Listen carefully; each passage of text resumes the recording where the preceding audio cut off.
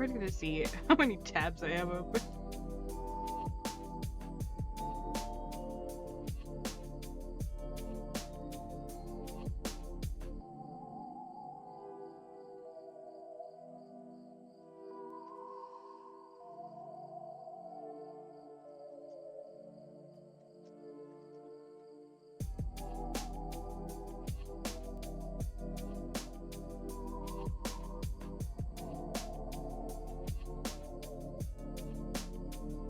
Here we go. Okay.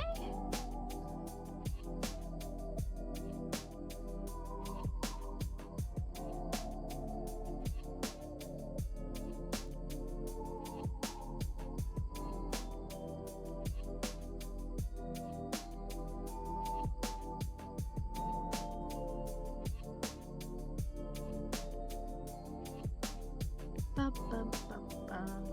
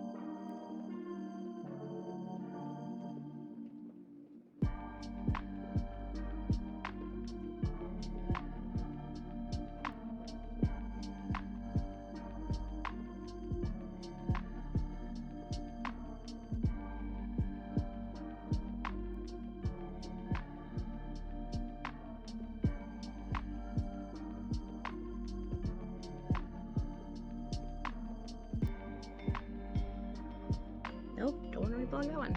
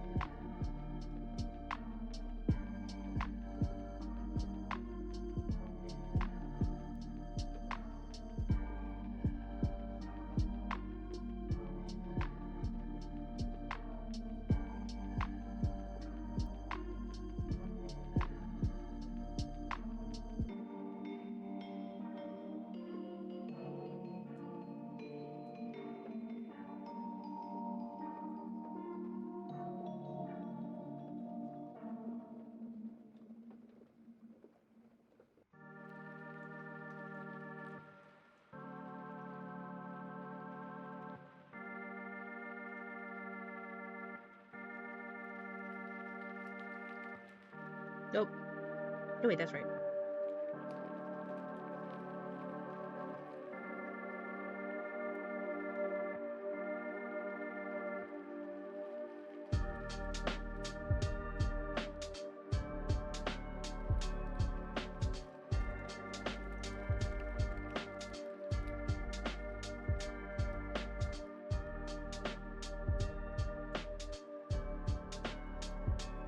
Hello, Star! Hello, hello!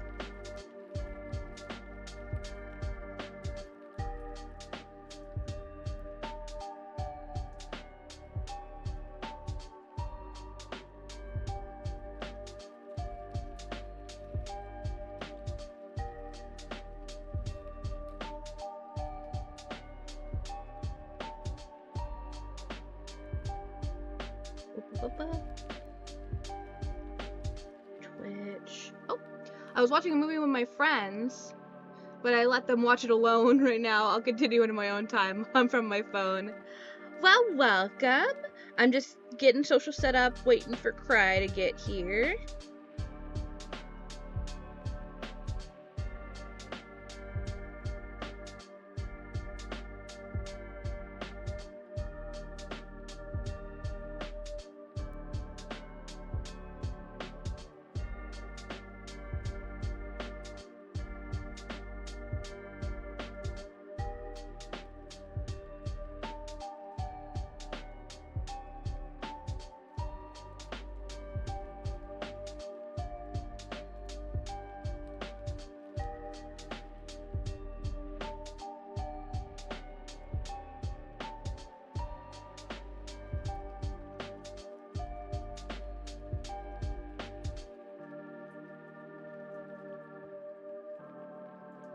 Okay, I'm gonna run one more ad so we can read for a while without having to be interrupted.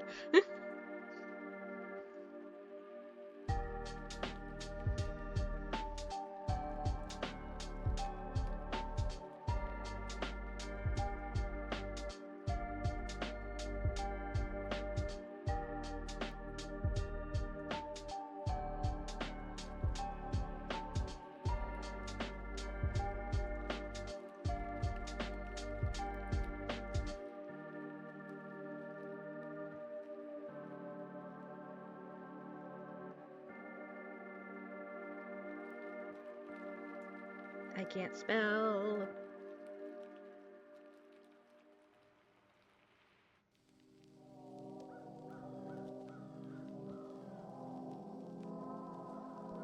Krista! You made it!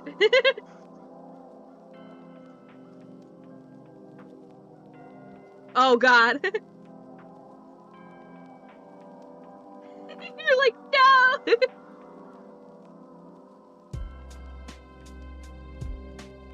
You're totally fine. We're still in the, I'm doing a second ad break right now. Yeah, because like sometimes Twitch ad breaks are so weird, because sometimes I'll start an ad break and I'll do like the usual 3-minute one and it'll give me an hour, right? And then sometimes I'll start a 3-minute one the second that stream starts and it's like, oh, you have 25 minutes till your next ad, and I'm like, the fuck? Other than that though, we have Star. Yeah.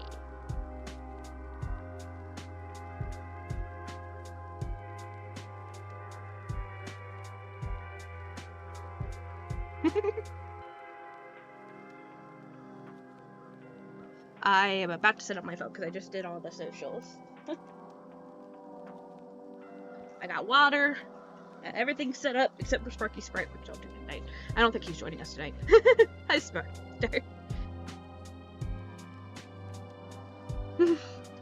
It's his first day of college for the new semester. Please charge phone. I've been reading too much today. I need you to stay charged to capture my beautiful face.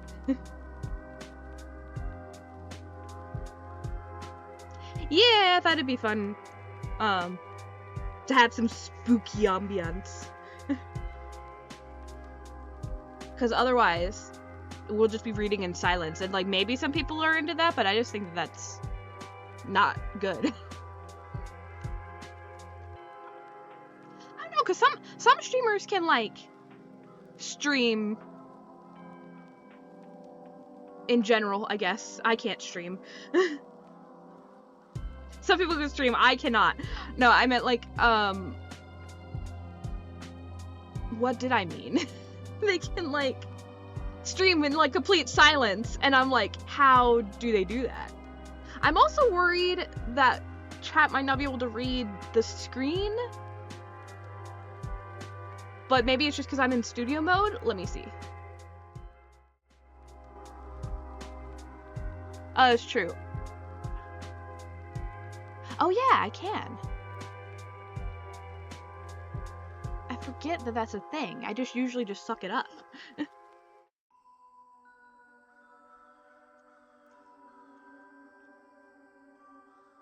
Marvin! Yeah, I like to hold him while we're reading.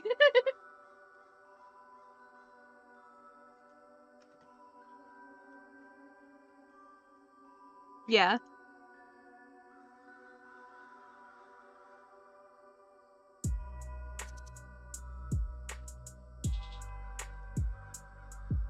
Okay, we can do that.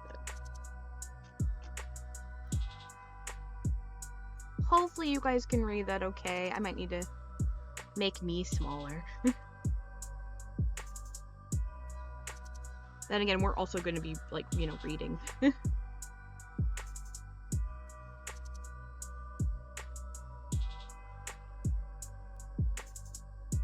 Yeah, that's totally fair. I'm going to turn it down here, too. Okay. Let's double check how we're doing on chat. I'm wondering if art's coming later. I think they've read some of it, so. We can always, like, stop and do, like, different, like, recaps and stuff. It's so funny. I have my YouTube on so low for me. But, like, even then, it's still kind of too loud for me. Ooh, I hope you do, Cheese Days, because there's some really great stuff in here. Maybe I'll do not lo-fi. I think the beats are getting to me. Halloween. That's only like a minute, yeah. Shh, no, that's too stereotypical. No, not the pirates!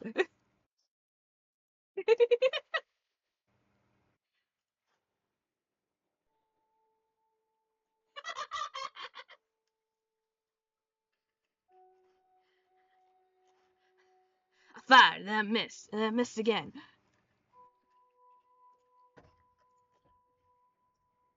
Yes, I missed. Had another popsicle. Alright. Right.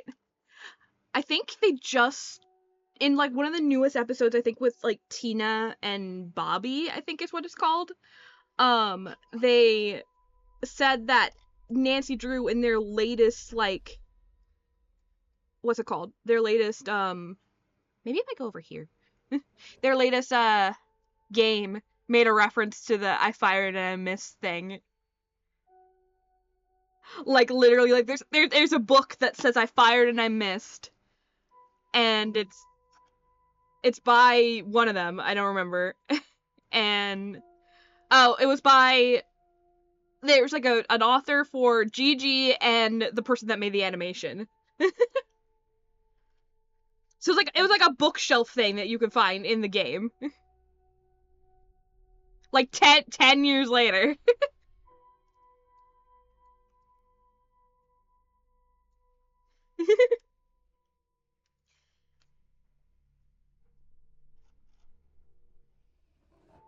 Both times. And I fired, and I missed. Ah, fuck, I gotta turn studio mode back on. Fired, and I missed. I guess I missed. And another popsicle. Oh, shit. No, I'm pretty sure you got it. Alright, here's the Discord chat in case we need it. I'll put that there. I guarantee it. I just transitioned to the same scene. I threw it on the floor. Alright. Yeah. Alrighty. We ready to get started, lads?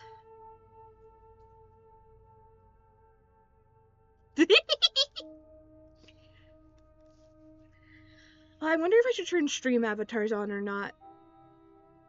But I feel like that would be distracting from the story. We're here to read, god damn it. We're here to probably be background noise.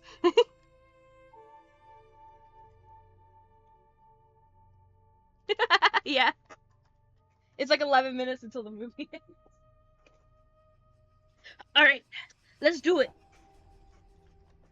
Luckily, I don't have to scroll or anything tonight because my fingy hurts. Well, I can scroll with my right hand. I don't have to WASD. Alright, let's...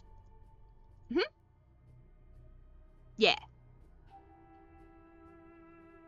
Yeah, I tried to look for, like, Streaming Archive on my own or Streaming Firefox or something. Couldn't find it. So, this is technically art. It is. Alright, so, we are reading many words? There are many words. We're reading many words. Oh, the total is 325,729. So we're reading Many Roads Diverge in the Woods, an interactive story, so choose your own adventure by Crystal. And I have read every single route except for JJ's. I was gonna read it last night and then I got distracted. I think I was editing Resurgence, but anyway. So, summary. 5 friends go into the cabin in the woods for a trip. Chase Brody, Jackie Mann, Henry von Schiepelstein, Marvin Callahan, and Jameson Jackson are expecting a fun, relaxing vacation, but little do they know there's actually something lurking in the cabin. Something that wants them dead. How will this story go? It's up to you. Help them survive in the night by choosing what the characters do. I'm so sorry to everyone subscribed to my account, and you're going to get so many emails with all these chapters. Yeah, there's 345.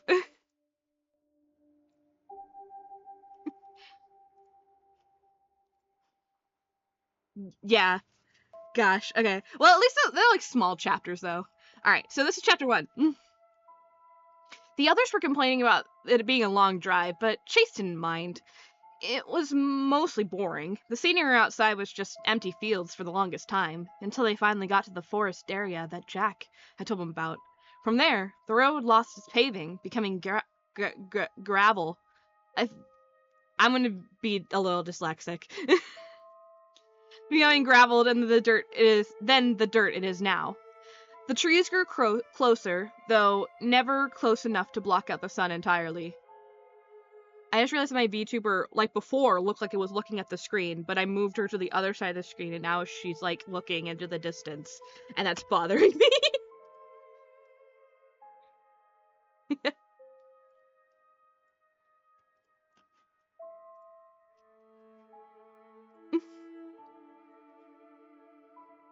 Hello. That's true, he is the main character, yeah.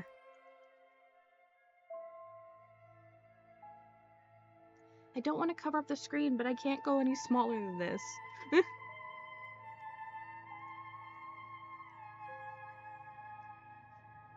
Yeah, I guess when I scroll. It's not like I'm gonna be reading down here and not scroll. Okay, we're good. Alright. Now I can look and read. Alright. It's really pretty, Jackie comments, peering out the passenger side window at the passing trees.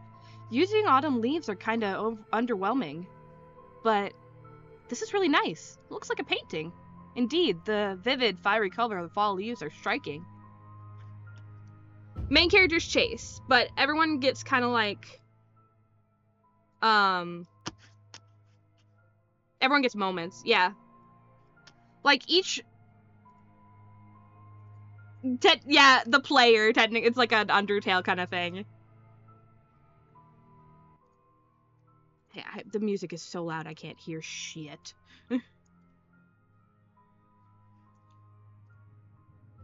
It's mostly Chase, yeah. What? Damn it. Okay, thank you. Well, at least we didn't get too far in. First chapter. Yeah. Like, a couple paragraphs. Okay, Cry should be there now. Hello? Can you Thank you. Can you let other people hear me? My director's commentary? Please let me hear my darling partner. Okay, here. Yay. Okay. Marvin leans forward into the spot between the two front seats. Chase, are we there yet? You sound like Sam, Chase mutters. Schneep laughs. He is calling you a child. I got the implications, thanks. Marvin rolls his eyes. But seriously, are we there yet? Do you see a cabin? Chase takes a hand off the wheel to gesture at the forest around them. We have to be close, though. There wasn't anywhere to turn, was there? Not that I saw, Schneep says. Marvin? Jamie? Nah, Marvin mutters. Beside him, JJ shakes his head. Oh, I think it's clearing up. Jackie leans forward. There might be something there. He points out the windshield. Yeah, I think that's it. Chase puts his foot down on the gas, speeding up a little bit. The trees part again, revealing a small clearing in the middle of the forest. In the center of this clearing is a house made of red-orange wood, with a green tiled roof and wide windows. Whoa. Marvin raised an eyebrow. When Jack said it was a long log cabin, I was supposed to say long cabin. It's a long cabin. Very long, yes. Seemingly endless, one might say. Anyway. A real House of Leaves situation here. Yeah. When Jack said it was a log cabin, I was picturing something more quaint. Well, it had to be big enough for all of us, Chase says. The dirt road curls around the cabin, ending in a space barely big enough for 2 cars to fit. He pulls the car around and parks in that space. Shame Jack couldn't come, too. Yeah, I feel kind of bad about it, Jackie agrees. Like, we're taking advantage of him. JJ clears his throat. Everyone turns to look at him and he raises his hand to begin signing words. You know Jack would feel even worse if we canceled. He's very insistent that we go. Yeah, Chase sighs. Still. Sucks that all this at all times was the time he got sick.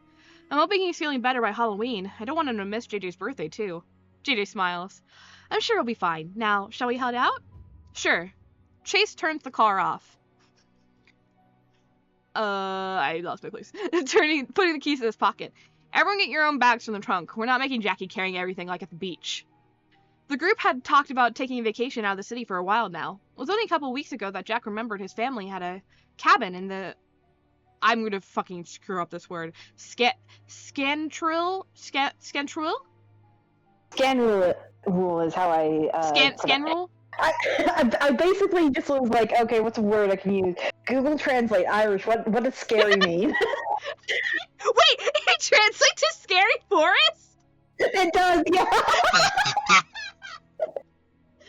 See, this is the commentary you wouldn't get. You couldn't hear me. I love that. One of them has got to be Irish. They never put. Actually, what are I know that JJ's British. Not Chase. Schneep is obviously German, yeah. German. But I always thought that Jackie and Marvin were Irish, but I don't think they are in this one. I don't think I stated. No, Marvin is definitely a little bit Irish. Yeah, because he recognizes some of the words. Yeah. Just not Scanrule. Yeah. Ooh, dinner's ready. I will get that in a second. Mom made quiche. Quiche? Quiche, yeah. We're gonna have a quickie. The abandoned quiche from underneath the bench. Yeah. The Scanrule Forest and suggested that they go out and spend a few hours there. Everyone had jumped at the chance. It took a while to arrange everything. Schneep had a hard time finding people to cover his shifts at the hospital, and Chase couldn't have the trip take place on a weekend because that's when he had custody of his daughter. But by the time it finally came for them to go out Out there, Jack had fallen ill. Still, he insists the others go without him. I've been there a million times anyway, he said. So they headed out without him. Girl dad Chase! Living your OMG! Sam is very cute and not at all threatening. Yeah. Jackie peers out at the trees surrounding him. It's a bit spooky, isn't it? He comments. I guess it's fit for the time of the year. Hey Marvin, is this the kind of place you'd want to live? Marvin pauses halfway through pulling a suitcase out of the trunk. Is that some sort of jab? Well, you're supposed to commune with nature, right? Jackie says. For your witch stuff? I mean, I guess. But I don't like the way you said that. You say that. We all respect people's beliefs in this group, Schneep says, even if they are strange. Yeah, Marvin shakes his head. Then he chuckles. That's a bit weird coming from the guy who asked Chase if I was his occult friend the first time we met. Schneep goes red. Well, I did not fully understand at the time. You do dress a bit occult, Marvin, JJ adds, gesturing vaguely at Marvin's mostly black outfit. Being a witch and liking a gothic fashion are a complete coincidence in my case. Most witches I know actually dress like you. He gestures back at JJ. Speaking of which, JJ, are all the clothes you brought like that? Chase asks. I mean, they're nice, but what if you want to go on a hike or something? JJ adjusts his sleeve cuffs and vest. I enjoy looking like this. The day JJ wears anything but formal wear is the day hell freezes over, Jackie adds. Now can we all just head inside? It's kind of chilly out here. He shivers, and I'm the one who brought a hoodie. They all walk up to the I could have done foreshadowing if I had like a route where like JJ doesn't wear like formal wear. Oh yeah, like in his route or something. That. Oh my god, you could have had him like wear like a black t-shirt or something. Missed opportunity.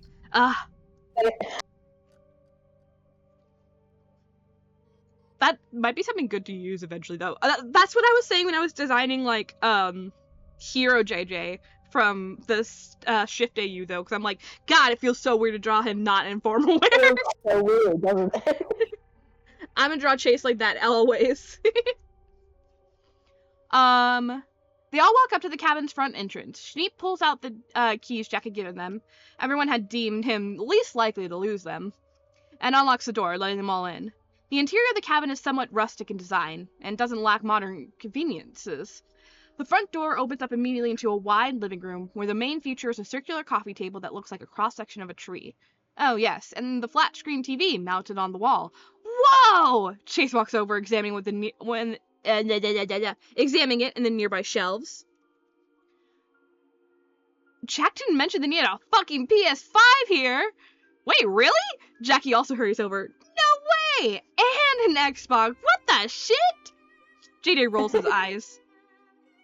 He walks straight past the living room area and towards the staircase at the bottom of the room, putting down his suitcase to sign. Are the bedrooms upstairs? Yes, that is what Jack said. Yes. Everybody. Yeah, I know.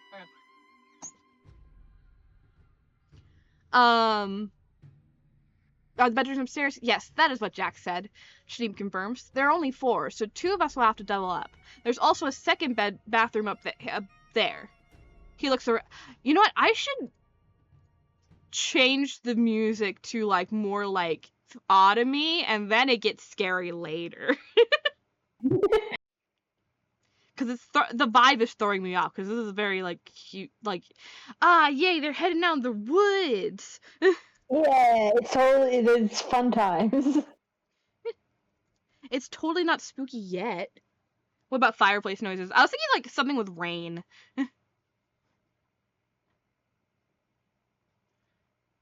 How about rainy autumn night? Though it's not actually raining. Yeah, it could. Could be. Actually, it doesn't. It doesn't rain. I was like, no, it doesn't. Yeah. Okay, so maybe not. Cozy autumn. Cozy autumn ambience music. Relaxing jazz music. I just like the repetition of cozy autumn. Cozy autumn. Cozy autumn. Well, it's because I was like reading down the list.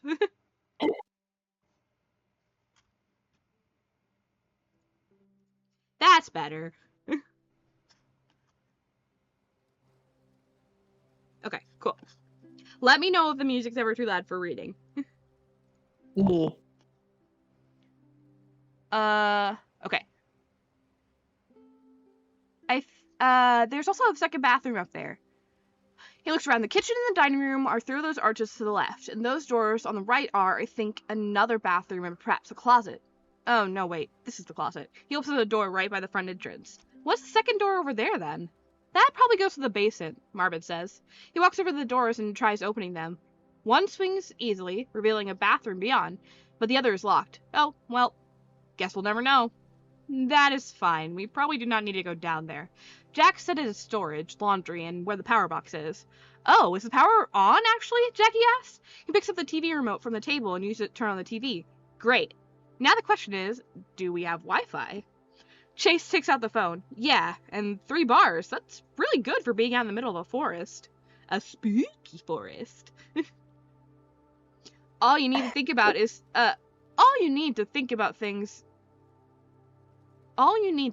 if you're, blah, blah, blah. All you need to think about things...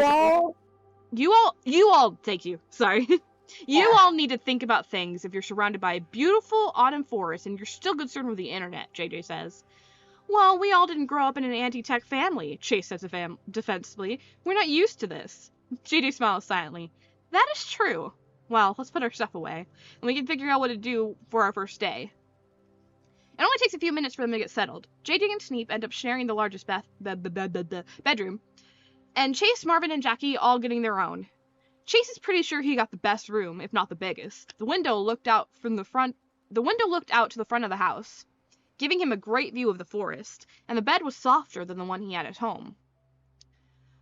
It's also the one closest to the upstairs bathroom, so he would get first claim whenever he needed to.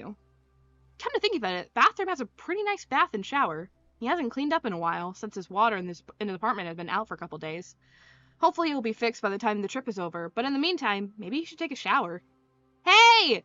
Jackie stops in the open doorway of Chase's room. He shouted way too much. Well, too bad everyone will almost day in the night. Oh, you mean die in the night? Everyone will die in the night, yeah. Yeah, give or take, depending on the route. Honestly, yeah, that there is an option for everyone to die. Yeah. Those are sad. Yeah. But so interesting too. If you can't tell, I've read a lot of this. Hey!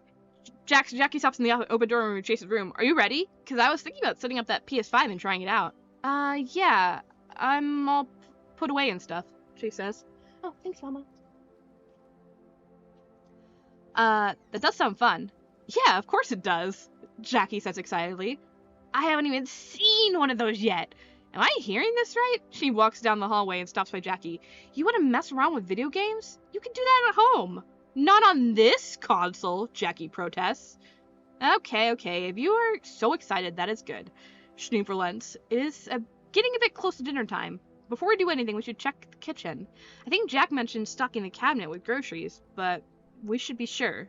Oh shit, yeah, we need to eat, Chase agrees. Exactly, Schneep nods. That is sort of important, yes? If we have food, we should start cooking. If we do not, we all need to drive all the way back into town to pick things up. Chase hesitates. There's a clock hanging on the wall in the bedroom. The time's around 5 o'clock. It's a 90-minute drive back to town. They don't have groceries. Yeah. Important timeline establishment. Yeah. They don't have groceries. They won't be able to eat till 8 o'clock at least. Yeah. Jack says there's food. I'm trusting him on that, Jackie says. And I'm not that great a cook anyway. I'll just get the console set up. What about you, Chase? Chase thinks over his options. He can take a shower, like he was considering earlier. You could join Jackie in some gaming. Or you could check the kitchen, getting food if they need to, and cooking dinner if they already have stuff. To have Chase take a shower, go to Chapter 2. To have Chase play video games with the others, go to Chapter 3. To have Chase check the kitchen with Schneep, go to Chapter 4. Hey, get a new subscriber! Hello? Or follower. Hello, who is it? I think I said Mini Quinny. Funny. That's a fun name. Yeah. Hello! Alright, so, Hello! the vote is to either go to the kitchen, go play video games, or go take a shower. Chase wants to go to the kitchen. Kitchen? Okay. I believe the kitchen was the choice that it was like a landslide victory. Really? On the Tumblr one? On the first Tumblr one, yeah. I guess because everyone's always thinking really practical, like, I guess they do need to eat. Everyone's being responsible adults. Alright, so chapter 4. For people that are just joining us, we are doing a choose your own adventure, and this is literally the first choice. Yep. Alright, so we've chosen to check the kitchen. Thanks, Jackie, but I think the food situation is a bit more important, Chase says. Jackie sighs. Yeah, you're probably right. But hey, you can always join later. He turns and heads down the hall, leaving Schneep and Chase there. Ah, thank you, Chase, Schneep said awkwardly. Hey, it's no big deal. You're right. If we don't have food, that's kind of a bummer. Chase leaves the bedroom, closing the door behind him. Besides, if we don't have anything, I'll have to drive over to the town to get groceries. You guys should really pass your driver's test, you know. Schneep shrugs. There's never been a need for it until now. The two of them head downstairs. Europeans. Europeans. Can't relate. Sorry, I took a bite of pineapple. That is good pineapple. Holy shit. It's like almost 8 o'clock and I haven't eaten. My mom like snuck in and gave me a plate. She's so sweet. Mm-hmm. Okay. I also haven't eaten. I need to make dinner soon. Julian head downstairs. Jackie has convinced Marvin and JJ to help him with the PS5, so they're all currently crowded around the TV. Hey guys! Chase waves at them, and he and Schneep walk past. How's it going? Hey Chase! Jackie says. We're teaching JJ how to set up a console. It's not that difficult, Marvin adds, nudging JJ teasingly. JJ rolls his eyes. Alright, I get the picture. Chase laughs, and he and Schneep head to the kitchen dining room combo. The rustic look continues here, though Chase can't help but notice the countertops are made of fancy-looking green marble. Those must have cost a fortune. In fact, this whole place probably costs a lot. How did Jack's family have access to this? They weren't that well off. Old man. Noticing the marble. That is a very adult thing. He's a dad, man. He's a dad. Man, that's some nice marble. Oh no, JJ is the old man. JJ is the old man. Oh, JJ just an old man. Yeah. I don't think in here he's not from the past, but he's just old fashioned. No. The only supernatural stuff, both are. Yeah. The only supernatural stuff is stuff that we will be seeing soon. Yeah, that's why this one's really, really fun, because, like, we're always so used to, like, everyone being, like, somewhat powers except for Chase. So, to, like, see everybody kind of just be, like, on the same even playing field is kind of like, whoa. Except for, you know, later. Anyway. You know who. Yeah, you know who. Schneep opens the refrigerator. Ah, good. Jack was right. There is food. He lets out a little breath of relief. That was really worrying you, huh? Chase says, opening the cabinets. Each one is full of dried foods. I would like everything to go as expected. Schneep closes the fridge and opens the attached freezer. It's also full. You know that. Yeah, you get a little, anxious. Chase gives him a small smile, hoping to reassure him. Everything needs to be in control. I'm actually surprised you left the house keys by the door. I did? Schneep pats his pocket. Oh, I forgot about that.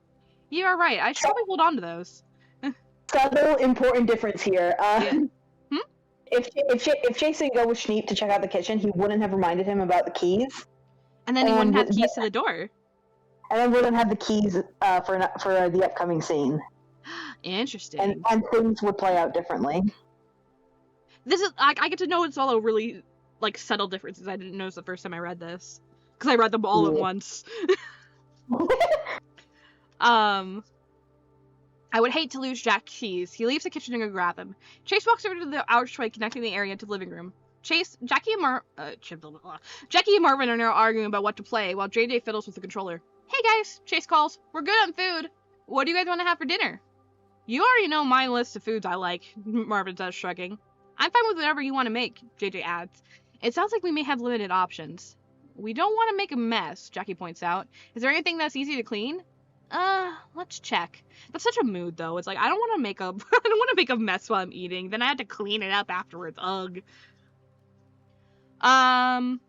Let's check. Chase turns around and looks through the kitchen again. Schneep joins him. I saw frozen pizzas in there, he says, opening the freezer. Yes, 5 of them. Ah, sweet, 1 for each of us, Chase says. But would that be too messy? Not unless our friends eat like your daughter, Schneep jokes. Hey! Well, that's true. Chase laughs. Pizza it is, then. I don't think 5 can fit in the oven all at once, though. We don't need all 5, will we? Interesting that it's 5 when there were 6 people originally coming. Oh, yeah, because Jack was supposed to be here. Yeah, wonder what that's about. I was during with water. I can tell. It was the echo.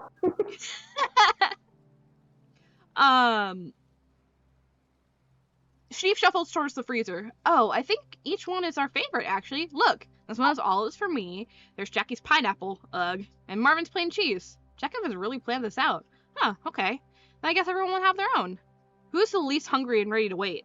Before Chase can go to the living room to ask the others, the lights in the kitchen all turn off at once, leaving only the light of the setting sun to illuminate the area. He hears Jackie and Marvin crying out in dismay, and he and Schneep return to the living room. All the time, Jackie complains. The power went out? That's weird. I feel like we need to get to the spooky music now instead of this. Oh, oh.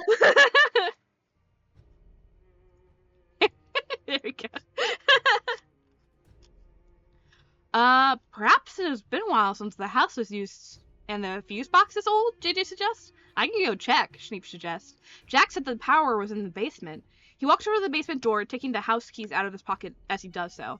After a couple tries, he finds someone to unlock the basement door, which then swings open. Alright. He turns to look back at everyone else. I will be right back. Hey, I can go with you if you want, Jackie offers. Schneep laughs. It's just a basement. I'm sure the worst that will happen is spider webs. Before the others can say anything else, he heads on down. I will text you if something is strange, he calls, his voice getting farther and farther, echoing up the staircase. Jackie frowns. I don't like that basement. Strange that it was locked. This is more of a vacation home than a real home. JJ says, of course they would lock everything up when they're not using it. The bedrooms and bathrooms weren't locked, though. That was a bad line read. The bedrooms and bathrooms weren't locked, though. That's because the bedrooms and I'll try to imagine a Chase design. Ooh, yeah. Probably looks very close to normal. Yeah, he's pretty normal. I didn't really have anything distinct for, I can't believe we picked the Schneep route again. Marvin was the only distinct one. Yeah.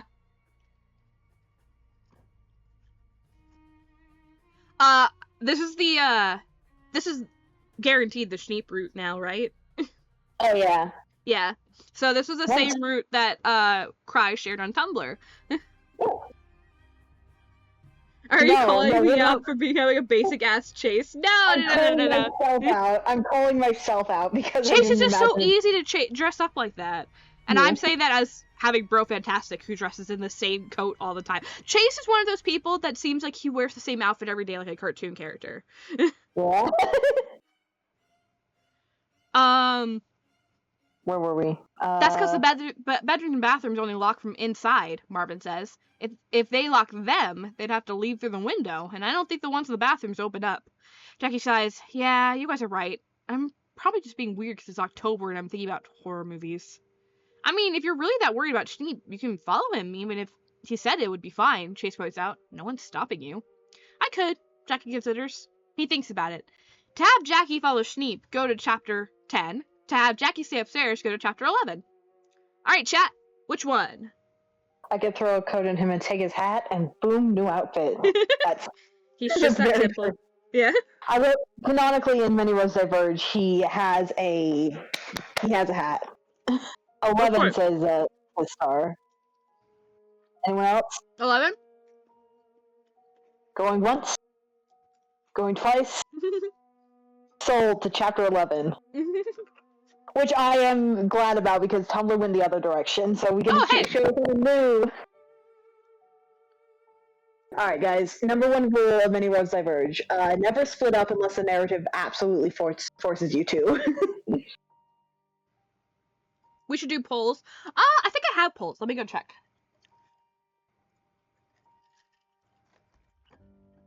Settings. Can I add a poll as a mod? I think so.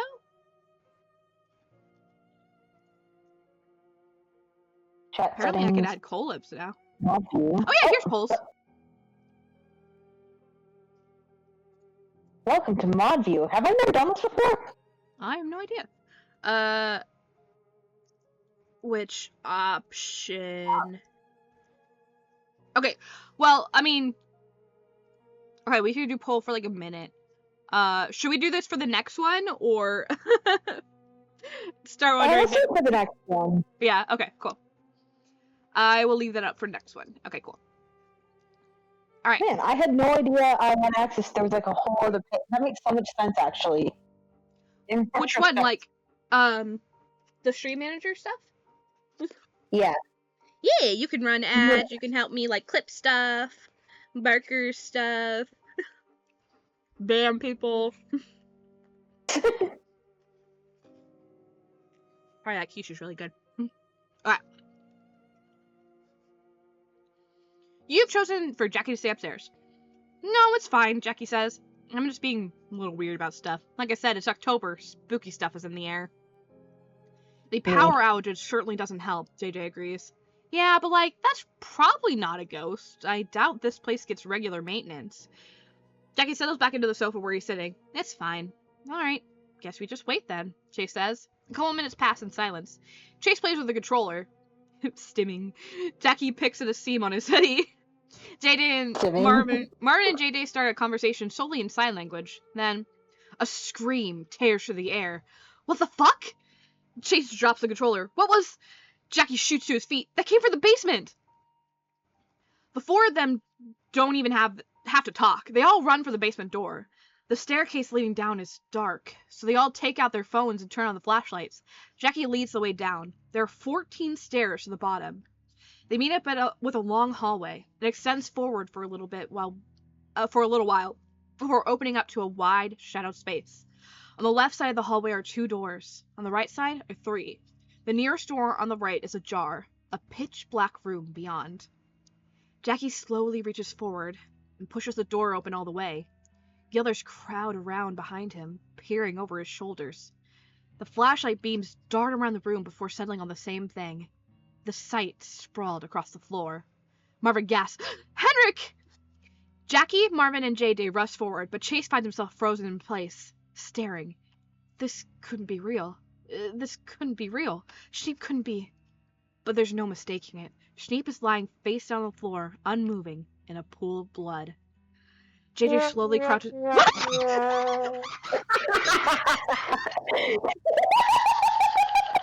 he's dead in chat! Yeah, he's really dead. Totally.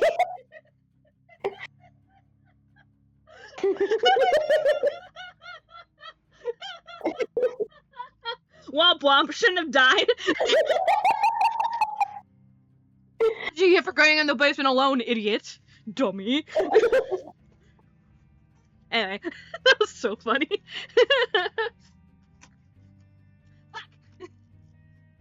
I lost my place. He's in a pool of his own blood. Yeah, he's in a pool of his own blood.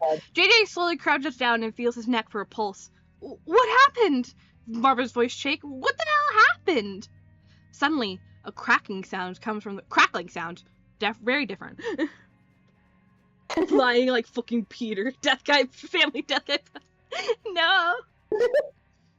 That'd be so funny. Just, Schneep, no!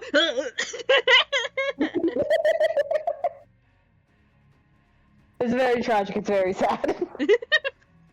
What happened? Marvin's voice shaken. What the hell happened? Suddenly, a crackling sound comes from the corner. Jackie starts, pointing his flashlight in that direction. There's a speaker on the wall, like a school intercom. I'm sorry for ruining your trip, says a voice, distorted and clearly unhearable from static, but I'm afraid you all must stay here. Who the fuck? Marvin starts to say, this message has been recorded beforehand, so I cannot respond to you. The intercom continues. I am somewhere nearby, but what has happened to your friend will happen to you soon. I let you know so you can enjoy your last few hours. See you soon. And with a squeal of static, the intercom shuts off. What the fuck? Chase breathes. He can't hold his phone steady. The flashlight beam shakes as his hand trembles. Jay looks pale. We have to call the police. We have to get the fuck out of here, Marvin protests. There's a fucking homicidal fucker there. Maybe if we barricade ourselves in the room, we could be safe, JJ suggests. Whatever we do, I don't think it's a good idea to stay in this basement, Jackie says, eyes darting round. We should go, Chase agrees. Do we take Schneep with us? Feels wrong to leave him here, Marvin mutters. Jackie, you're the strongest. Can you? I'm on it. Jackie puts his phone away and bends over, picking up Schneep's limp body. He doesn't react to the blood staining his hoodie. Now let's go! The group practically runs out of the basement. As soon as they reach the top floor, they slam the door closed. Where are the keys? JD asks. Schneep had them. Chase recalls. Jackie walks over to the sofa and puts Schneep down on top of it. Gentle, despite everything. He pats his pockets. I don't think he has them anymore. Well, we'll put a chair against the door, Marvin says, and then we'll get the fuck out of here. I think it's smarter to call the police and wait it out. JJ says. He looks at Jackie and Chase. What about you two? Chase and Jackie exchange looks, silently debating what to do. And let's start a poll! To call the police and wait it out, go to chapter 22. To try leaving the cabin, go to chapter 23. Alright, so... Alright, everyone. Are you gonna do it? Call the police. Huh? I don't know how. Okay, call the police or go upstairs, right? Yeah. Only 1 minute poll. We don't want this drag too much. It's glad I can eat I some can't tell if this is Danganronpa or Jigsaw. Call the police, let's call it a day, boys. It's, the inspiration for this was closer to... I believe I was taking inspiration from, like, various, like, old-fashioned slasher stuff. Like, Halloween and Nightmare on Elm Street, I think. Not that one. Not that one. That was not the slash. Friday the 13th. Those were the two things I mostly thought about when making this route. I love this though. Thank you. I love being evil. I don't often get but character death affects me, so I don't often get a chance to be evil. Police take forever to arrive in horror stores, though. Yes, Courtney. Hi, by the way. Just so you know, they're 90 minutes away from civilization here. Yeah. So even with police slowness, they would be even slower. Yeah. Which, like, here's the thing. They're in England, so... Or Ireland. I didn't really fully decide. So, like, the fact that they're so far away from civilization in Europe means that, like, they're really out there. Oh, it's 50-50, guys! Come on! I should have done something. I should have voted. I'll vote on the next poll for the one I prefer, so... I'm trying to remain neutral as the narrator. Heads or tails? I'm the author. Yeah, let's heads or tails it. Heads, chapter 22, tails, chapter 23. I don't have the actual coin. Hang on a sec. Coin flip. You're looking up a website. Yeah, it's, well, DuckDuckGo just flips it automatically. It's heads. Which one was that? They're calling the police. Okay. Police are slow MF, so I gotta pick it upstairs. Alright, they're calling police. Go to chapter 22. Chapter 22. Shout out to the Earnest System leaving so many comments on this, on the Schneep route, by the way. Oh, I didn't even see. I love the Earnest System. Yeah. Alright. Water. Okay, cool. You have chosen call the police and wait. JJ's right, Schneep says. It's smartest to find some place to hide. She says? Did I say Schneep? I thought I said Chase. Schneep is dead. It's slip of the tongue. Uh-huh. Dude, what are you doing here? This is the best decision. We all know what happens when they don't call them. We do? Do you know? Genuinely, have you played this before? Or read this, I guess? This makes such a great game. JD's really, right. I thought about it so much. Cause I think I have in all movies they all die, yeah. I'm not sure I believe you. JD's right. Chase says. It's smartest to find some place to hide, someplace we can defend. Jackie nods. Yeah.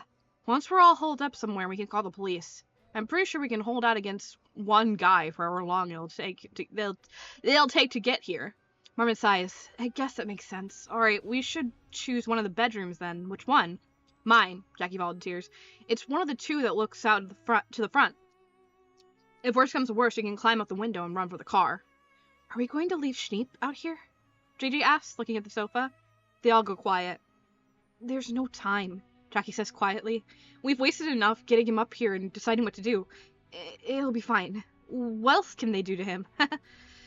Let's go. Grab whatever you can from down here and we'll head up. There's not much downstairs that's of use.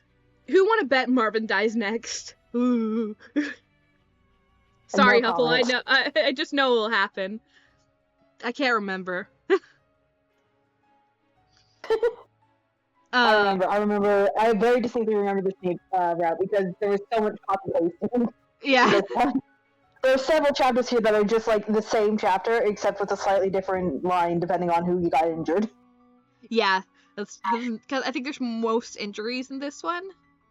Yeah, this is a lot of injuries. I'll explain the structure once we're done with this route to see. Yeah, because I remember it was most injuries in this one, and then most gruesome deaths is Jackie's. Oh yeah, God, Jackie's. So yeah, I haven't gotten to JJ's yet, but anyway, okay. Where are we going? There's not much downstairs as of use. JJ briefly ducks to the kitchen and grabs a knife from the knife block on the counter, just in case, he says. Then they head upstairs. Jackie's room is near the end of the hall. It's the smallest one, barely big enough for a bed and a desk with a chair. But they all find somewhere to fit. As soon as everyone's in, Jackie locks the door. He turns to look back at the others. Who's calling? I got it, Chase says, pulling out his phone out of his pocket and dialing. I could probably describe how to get here the best. I volunteer. We make this a video game. I need it. God, that'd be so amazing. I would do art for it. Oh my god, I would die. No, not the cat, man. Yes, there's so many routes on this. Everyone gets hurt at some point. Yeah, which I love as a Wump lover. Yeah, a visual novel kind of game would be fun.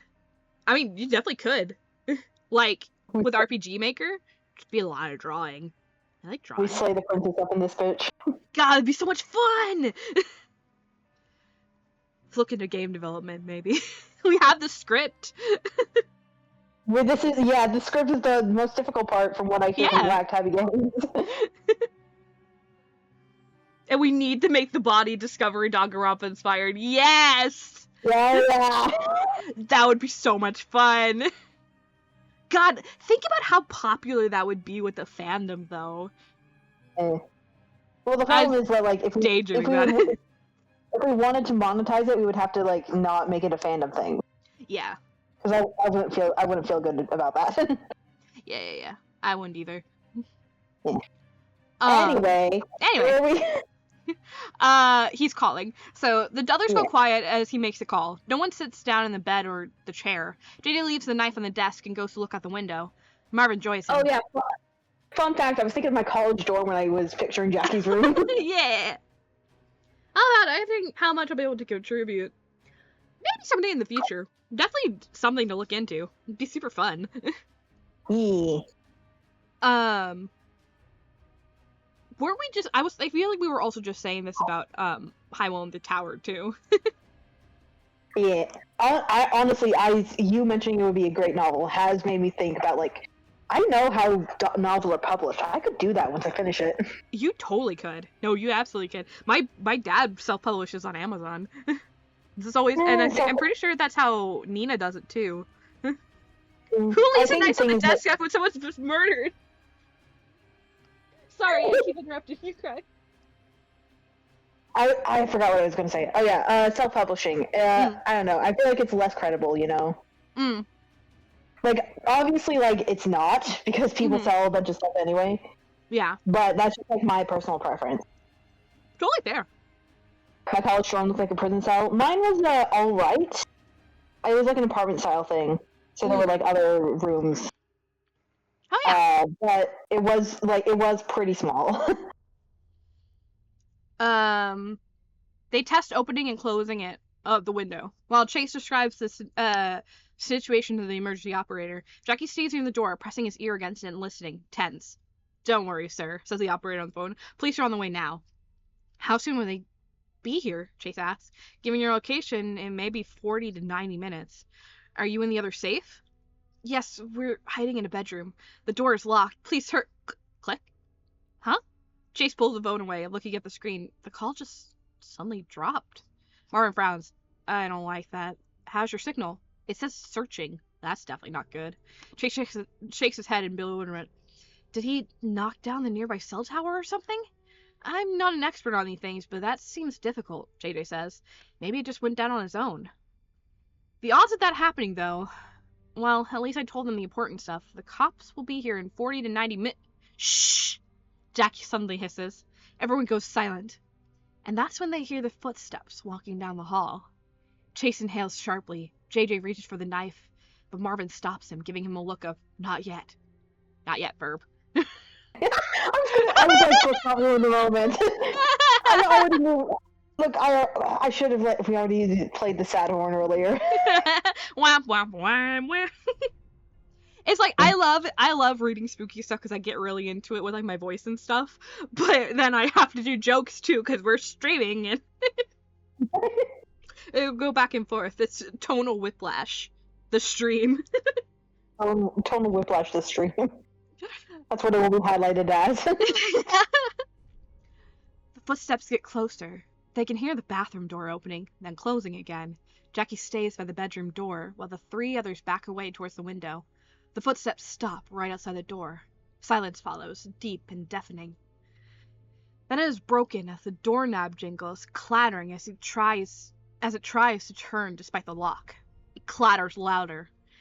Jackie reaches out like he wants to grab it and stop it, but doesn't. The doorknob stops on its own anyway. A strange scraping sound drifts down the wood on the door. Bang, bang, bang!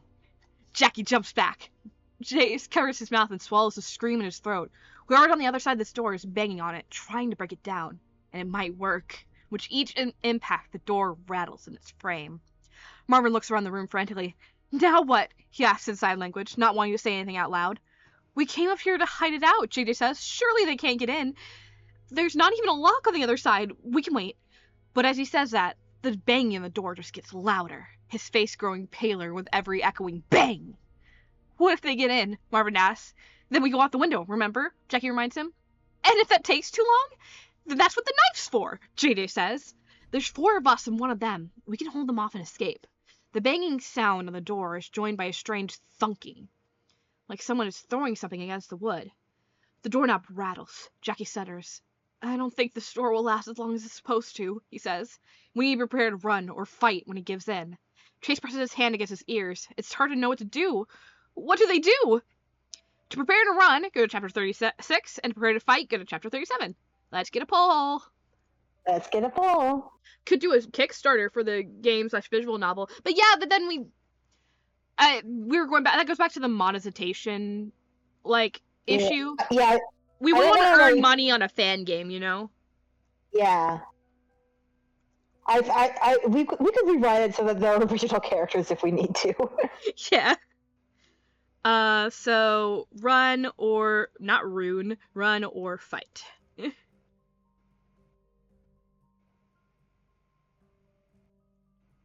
Which one do I? Okay.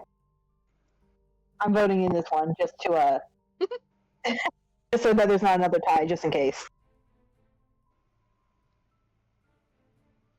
Oh, the music's doing good. I don't know if anyone can hear it. Let me turn it up.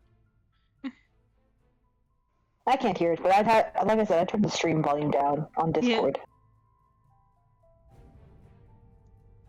Yeah. Ooh, I turned it back up. Ooh, that's creepy. Yeah, I like it.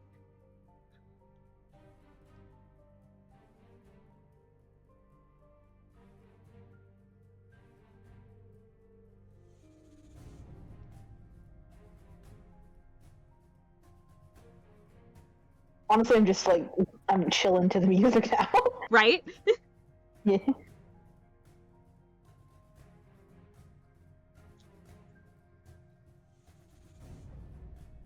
That's a good point. They might outnumber the guy 4-1, but they only got one knife. Well, but the vote is in. The vote is in! We're fighting! Alright, guys, let's see how well this goes. Alright, chapter 37. Yeah. And then there's, in case you're not sure if you have the right chapter, that's why I have the little thing at the top. I do like that. It's good. Yeah. Also, Chase has a hoge because yes. He has a hat on. You can't see it, but when he takes the hat off. Yeah, it's a Shuichi moment. Alright. We need to defend ourselves, Chase signs. Even if the big plan is to leave through the window, we might need to buy time. Jackie lets out a breath. Okay, he sighs back. In that case, who's ready to use the knife? JJ suddenly picks it up. He nods. The banging and thumping against the door are getting faster and faster. Nice, JJ. Everyone tenses up. What about the rest of us? Marvin asks, staring at the shaking door. I'm good with my fists, Jackie says. Chase, Marvin, grab anything you think you can use. Someone open the window too, just in case.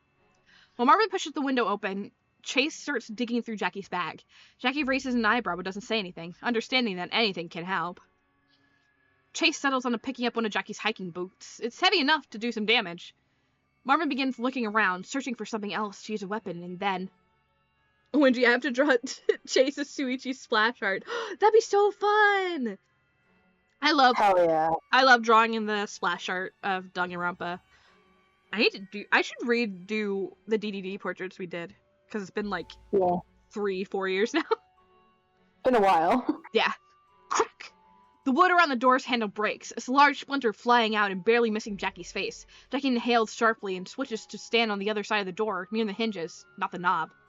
If we need to run out, Marvin, you go first, he says. Then Chase, then JJ. Crack! The wood breaks again. The knob begins shaking. It's soon dislodged from the door around it, dangling loosely from the splintering hole. Then, in a single motion, the door swings outward, opening. A man stands in the doorway for a brief moment, just long enough for Chase to notice the blue surgical mask hiding his face. And then Jackie yells and tackles the man to the ground. The man cries out. He raises his hand, another knife clenched in his fist, and Chase throws the boot he's holding. It smacks in the man's hand, and then it makes him drop the knife. JJ rushes forward and scoops it up as the man struggles against Jackie. The two of them roll across the ground. Chase hesitates, then dives in to help, grabbing the man's arms. We have you! Give up! Jackie shouts. Why are you? Then he stops. His eyes go wide. He reaches forward and grabs the man's mask, revealing his face. Jackie gasps. Holy shit! Chase's eyes widen. His grief loosens. Schneep? The man attacking them, breaking into the room to get to them, is unmistakably Schneep. His eyes dart back and forth, landing on each one of the four shocked faces. Schneep, what the hell?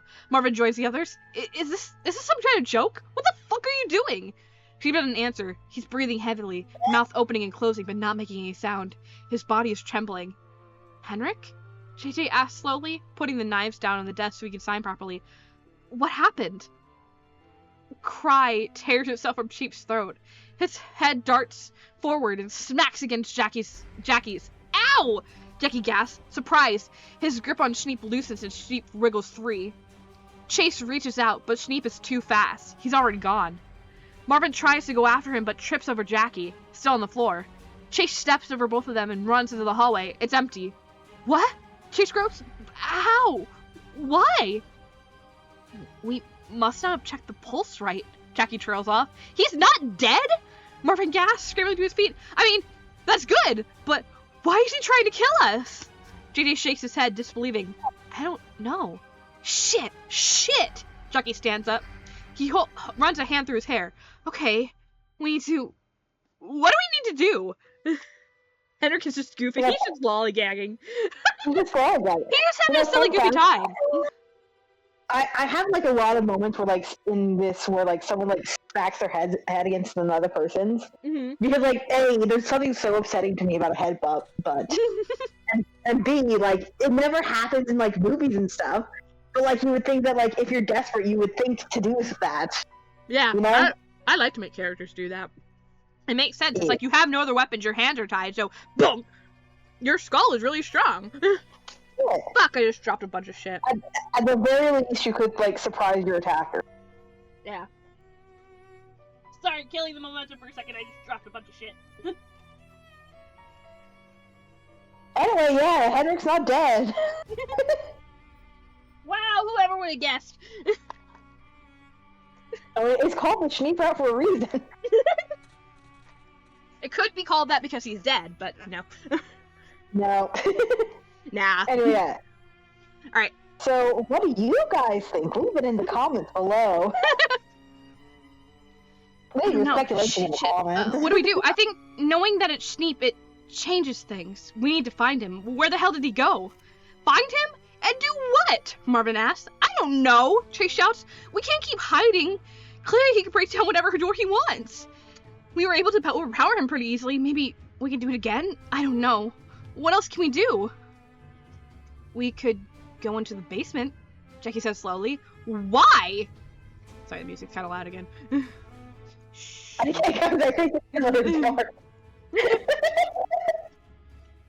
don't know. It's just that Schneep couldn't have planned this out, can he? That intercom couldn't have been him. So he's attacking us because something happened. And the only time something could have happened is when he went into the basement on his own.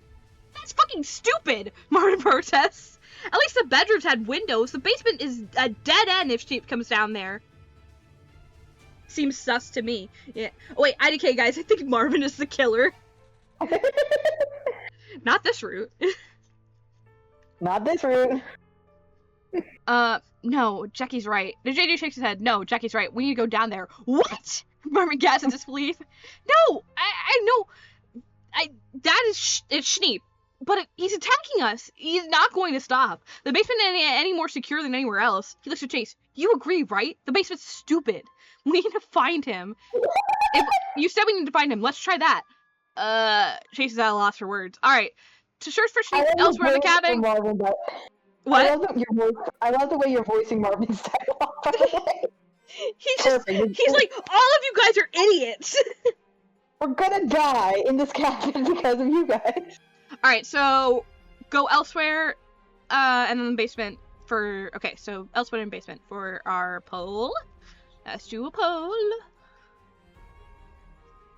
New poll. Where? Go down, says Star. Alright, so elsewhere or basement. Sorry, I'm slow at typing because my finger. For those who didn't hear, yesterday I jammed my finger into my fucking door frame. Ooh. Super fun, I love it. Which do I want you guys to see more? Because I have stuff to say about both the scenes that follow this. I dropped my fork. God, this quiche my mom made is so good.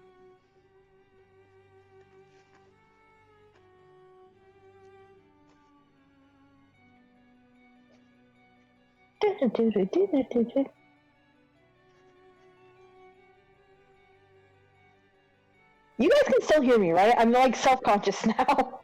No, we can hear you. I'm checking, don't worry. Yeah.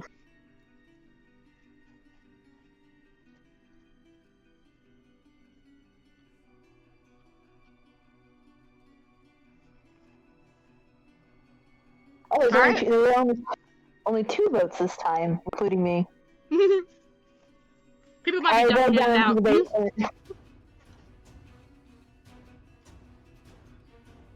And the music's ramping up for it. Hell yeah. Basement, hashtag scary. I don't know what that was. You nailed it, babe.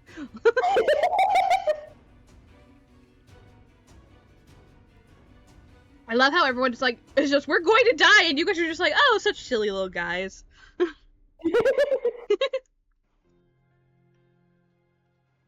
Pineapple. Alright. Pineapple. Yummy. God, I remember there was an episode of a TV show I watched called The Electric Company, in which like there was magic paintings, and if you said the word pineapple near one of them, you would get sucked into the painting. Really? That's so weird. I remember it so distinctly. Okay. No, I think we can check the basement, Chase says slowly. Marvin throws his hand in the air. You all are fucking weird and insane. You can stay upstairs if you want, Jackie suggests. No, I really can't. If Schneep shows up and starts trying to stab me, I don't think I'll be able to fight him off on my own. I need someone else. Marvin sighs, sounding both annoyed and resigned. Alright, we can go down into the creepy basement then. But first, what do we do with those? He points at the knives on the desk. I don't really want to carry them around. I think we have to, JJ says. We don't want the attacker picking them up and using them. You could say Schneep's name, you know, Chase whispers. JJ shakes his head. It feels wrong. Here.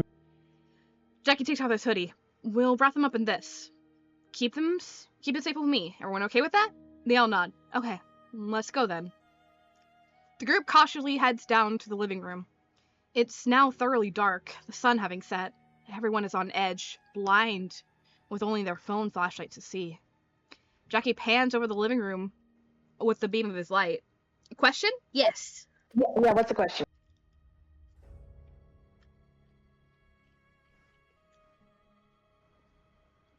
Do they all look the same? I guess like vaguely in the sense that like I'm not picturing like different hair or eye colors if that's what you mean. But like I don't know, they're different heights in my mind, and like I feel like Goth Marvin would have that hair. Goth Marvin probably has like a streak in his hair or something. Bright green streak. Something fun. Or purple. Purple seems fitting for him. Yeah. JJ has his mustache, of course, and I think I have Schneep having glasses in this one. Oh yeah, for sure. Yeah. I like Schneep is not Schneep without glasses for me. Even though like he takes them off inevitably in all his like gameplay videos. Also, shapeshifter can be an option in my book. No comment. That would've been cool. That would be cool, actually. It would be like the Thing situation. Among Us. Yeah. Jackie pans over the living room with the beam of his light. It's empty. The archway to the kitchen and dining room loom large and shadowed beyond. A pair of giant mouths waiting to devour them. You know, he whispers, I don't understand any of this. What do you mean? Chase whispers back. I mean, Schneep couldn't have done all this. I mentioned the intercom earlier, and how he couldn't have done that. That voice didn't sound like him. Who was it? And how did Schneep fake his death like that? Sure, we may have been bad at finding a pulse, but where did the blood come from? And how did he move around without us noticing? It's all weird. Marvin groans. You know, I don't get it either. I don't get why one of our best friends suddenly snapped and is trying to kill us. But he is. We need to deal with that. It's kind of fucking urgent. Jackie frowns. That's a bit callous. It's practical. Don't worry, Jackie. Chase says. Marvin just deals with his emotions by putting them in boxes. Marvin turns to him. I do not do that. Yeah, you do. It's called that's a big word. Compartmentalizing. Henrik vented. My therapist told me that it's alright in the short term, but eventually you have to open up those boxes again. Marvin stares at him, then turns away. Let's just focus on the task at hand. JD nods. Look, the basement door is open. He points to it. The stairs beyond the doorway descend into pitch black darkness. It was definitely closed before, so that means Schneep is likely down there. Chase takes a deep breath, Chase takes a deep, shaky breath. Well, let's prepare ourselves for that. And go. Slowly, they walk down the stairs, 14 steps to the bottom. Once there, they stop. The basement is unchanged. The hallway is lined with closed doors. There's a sound coming from somewhere. Repeated thudding, similar to the ones where Schneep was breaking down the door. It's coming from nearby, but the sound echoes strangely in the basement, so it's hard to know where specifically. It could be behind one of the closed doors, or it could be coming from the wide open room at the end of the hallway. The four glance at each other, uneasy. Check the rooms along the hallway, go to chapter 94. To check the big room at the end, go to 95. If Marvin is dead, I win. Why do you want Marvin dead?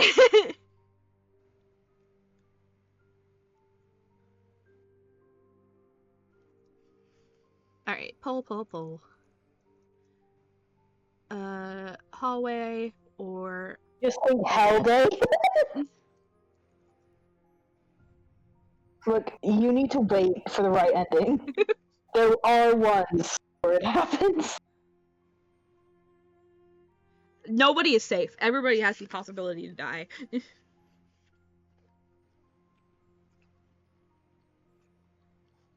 Nothing personnel, kid. Look at Marvin's face right here. Say that to his fucking face. Look at his cute little adorable face. You want this man to die? I will point out that, like, I don't think Goth Marvin is, like, cute adorable. He is to me. He is in my heart. Aw. I love all Marvins.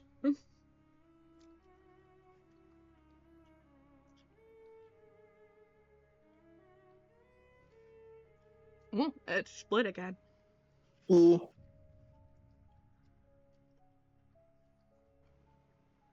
Alright, it's over. It's split. In this case, I vote we go for the hallway. Okay. Because, I'm pretty sure this is one of the choices where it doesn't matter. Mm. Oh yeah, secret behind the scenes looks, guys. Not all of the choices you make in this game matter. Because, like, sometimes I just have to, like, I had to like make them, I had to make all the stories the same length, so I just threw in choices that, like, weren't really that important, but they would get you, like, extra information or something. Mm. Like, I remember Tumblr, when Tumblr played the first one, they found an optional scene, where where Chase mentions that Schneep was, like, missing his medication. Oh yeah. And I was like, maybe this. I put that scene in there as a red herring, honestly. Nice. It's like, oh man, you guys thought that the mentally ill man was the killer? That's so stereotypical. Yeah. We are going to take a quick ad break real fast before we go to the next one. We're about to go to ad, and I want to go see if there's more quiche. Yeah. So we'll be back in 3 minutes. Take a bathroom break, go stretch, and we'll be right back. I will move location so I can start making dinner. Yes. Yeah. I forgot what my shortcut is for fucking my BRB screen.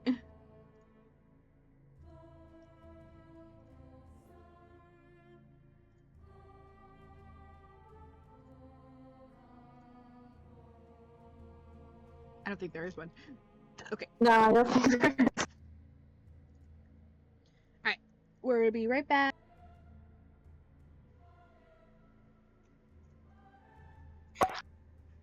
Let's just listen to spooky music in the meantime. Yeah. Wait, what happened to my little... Herb.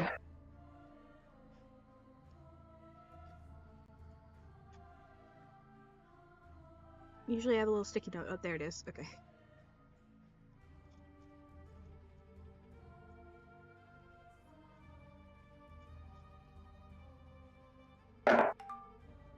Subtract today will learn how to not get killed. For example, trust no one. For example, trust no one.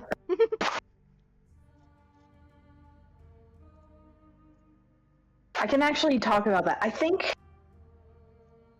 that the trust no one approach doesn't hold up that well in this one. I don't know.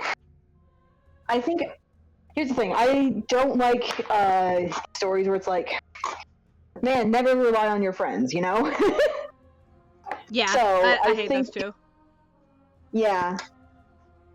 So I think what I would approach for this, I had like 3 main rules going in. Oh, we're on an ad break now, so maybe no one will hear this when I talk about it. But there were 3 main rules going in to me writing this. That for like a good experience for the quote unquote player.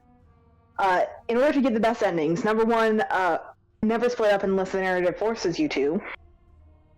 Number 2, never rely on your friends. Rely on your friends. Do rely on your friends. That's rule number 2.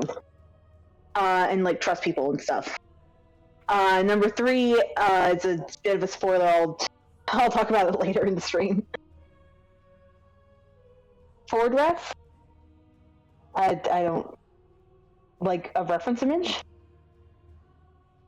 Or because you were referencing trust no one. Yeah. Okay. Yeah, that is in the journal, isn't it? Yeah. Yeah. Huffle hasn't read any of the Book of Bill because Huffle has no money, unfortunately. Everyone donate to Huffle. But yeah, I have. My sister AJ got it. She took it with her, I think, when she moved back to the dorm. Did she move back to the dorm yet? I don't remember. I haven't seen her in like a while, but she might still be here. in my house. Anyway, I read the book that she bought, the copy that she bought. Really, it's pretty good. I think Gravity Falls fans would enjoy the Book of Bill. It will reawaken their hyperfixations. Alright. I have Winnie trapped in here. Evil. Do you want to cheat, baby? You want to cheat? Come on. Oh, very good. Very pretty. I'm saying this the BRB Chat, what shape of pasta should I make? Chat, what shape of pasta should I make? I have rotini, never mind, overruled. Overruled, shut up. Shut up, I don't have rotini. Rotini is the best shape of pasta. Oh, good girl. Can you tell us? You say hello? Yeah. Say I love you.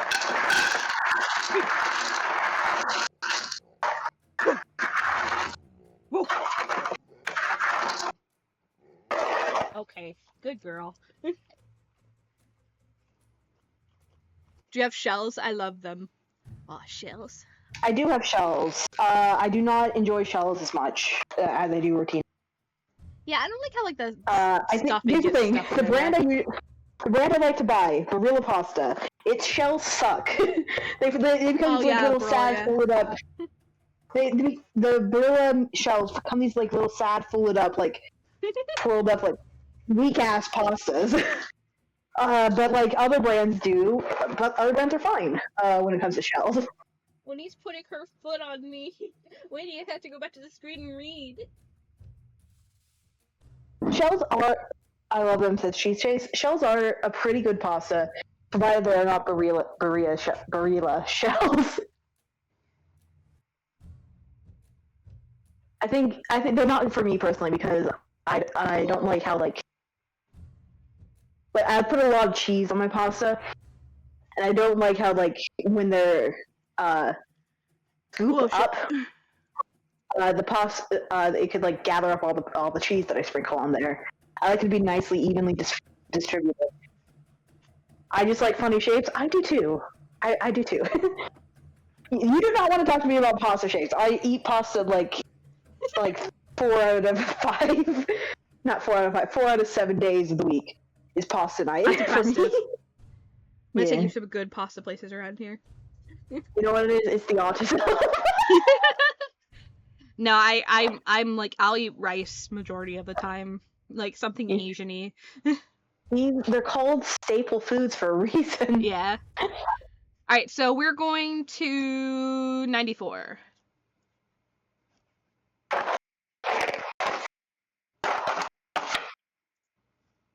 The music just stopped. My family not emptying out their freaking pans. Yeah.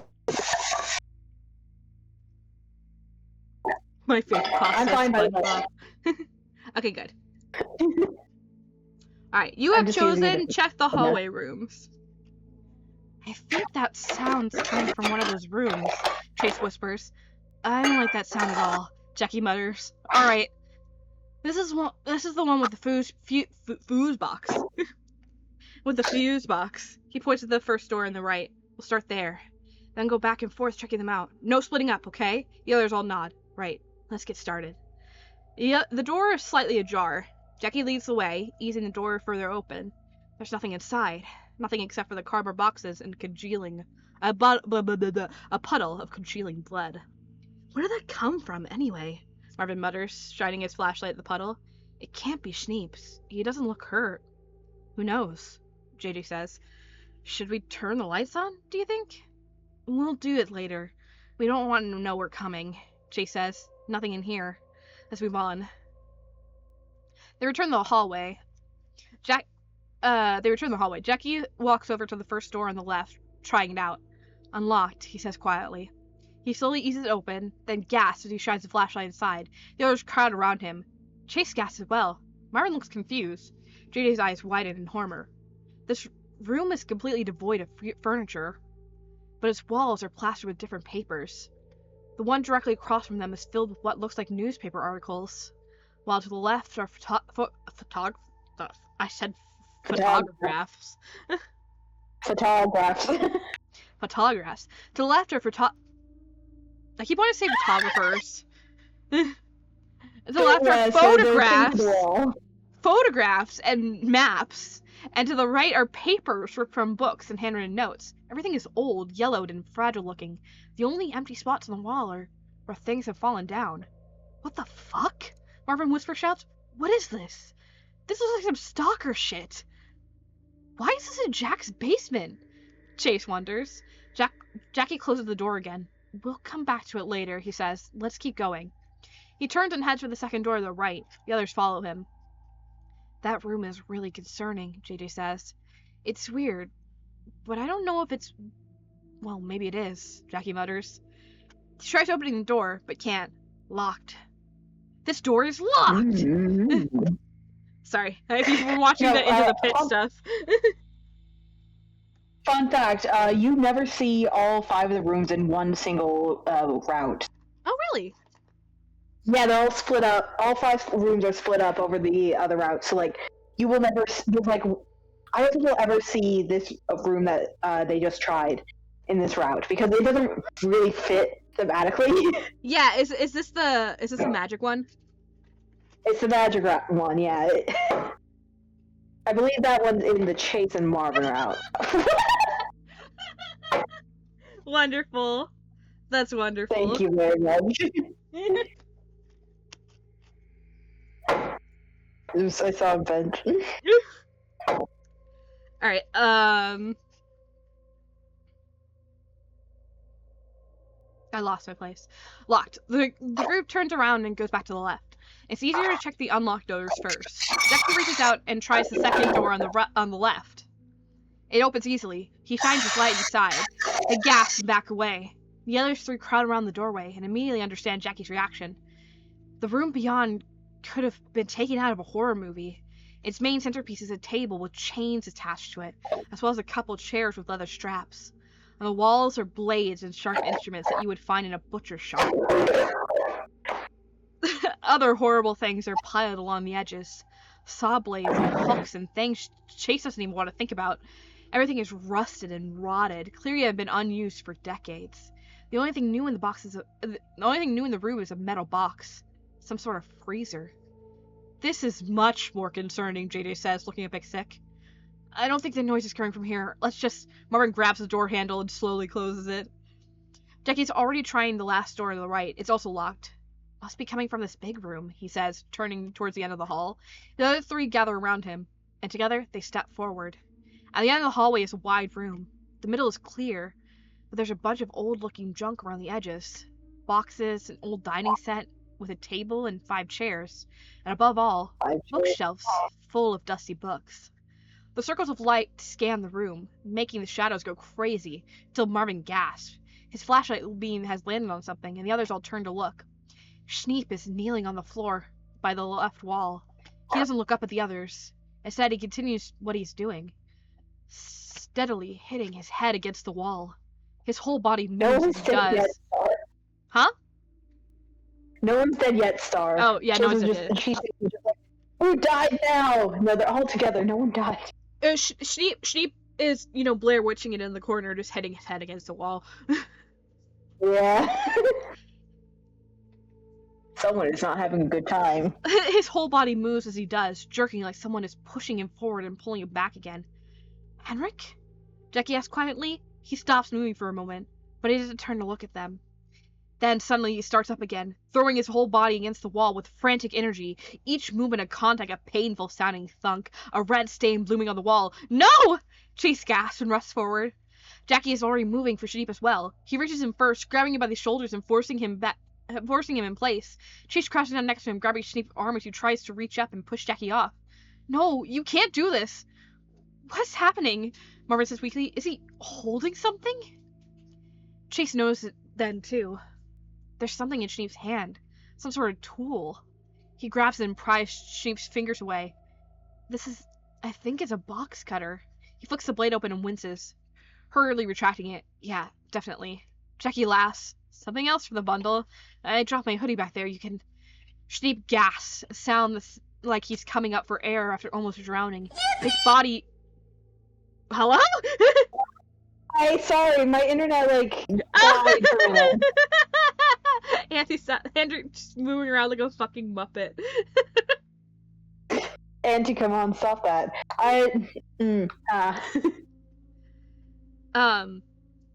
let's not play core. We know what's going on. We know it's Auntie, yeah.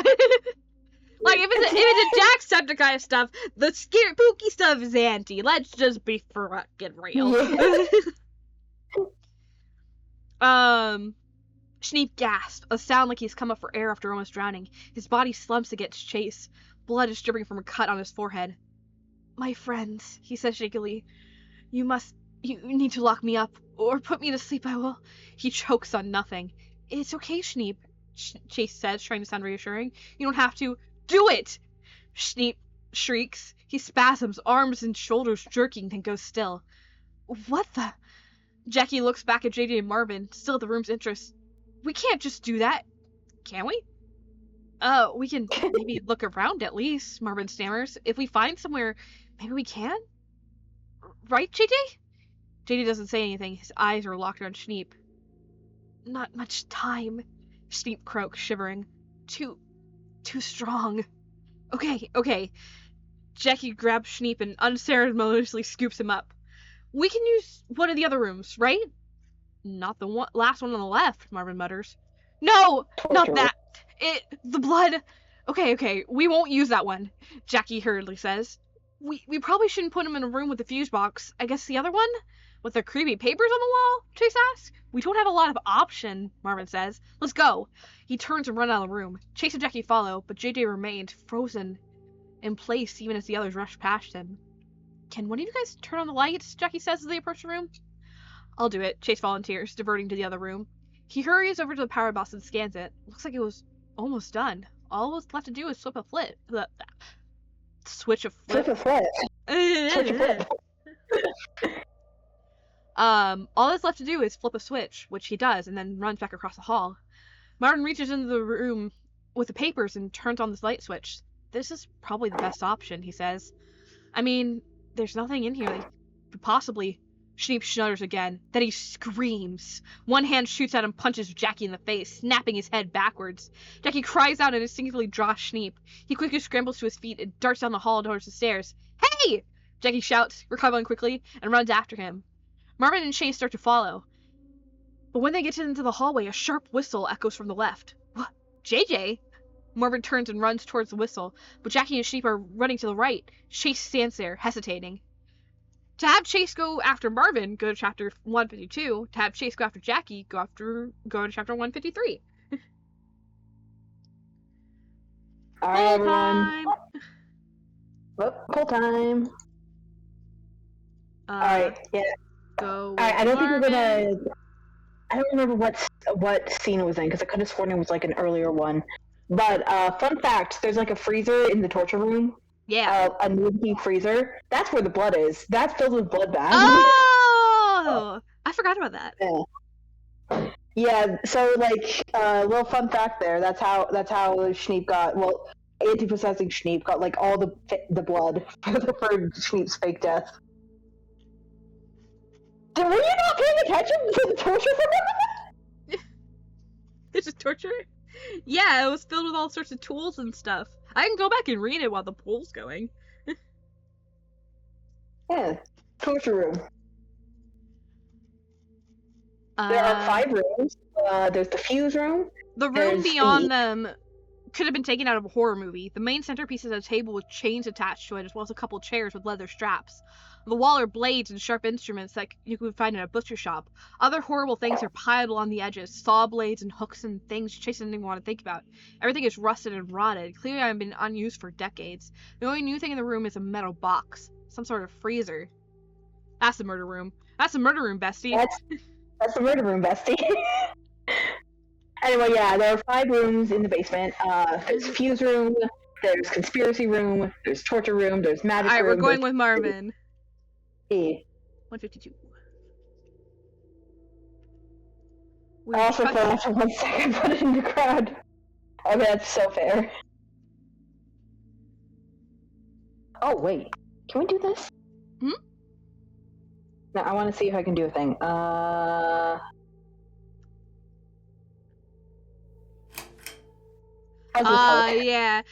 The overlay is kind of gross on you. Let me try to see if I can fix it.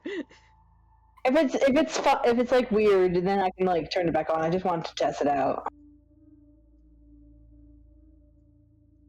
No, that's not too bad.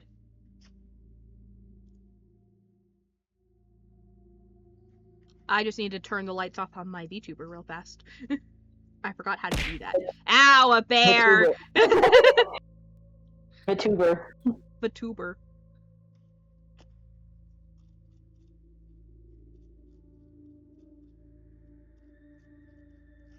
Frick, what was the... Auntie did that. Totally. Auntie threw a bear at me? I guess I can believe it. Yeah. Here we go.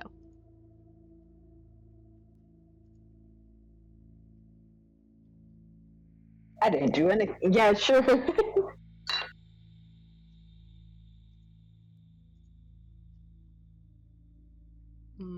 I forgot how to turn my VTuber darkness. There we go.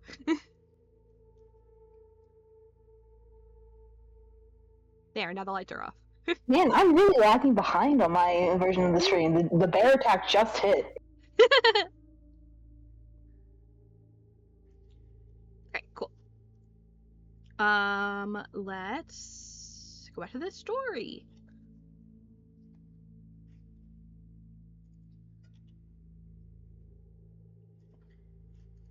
Yeah, this what's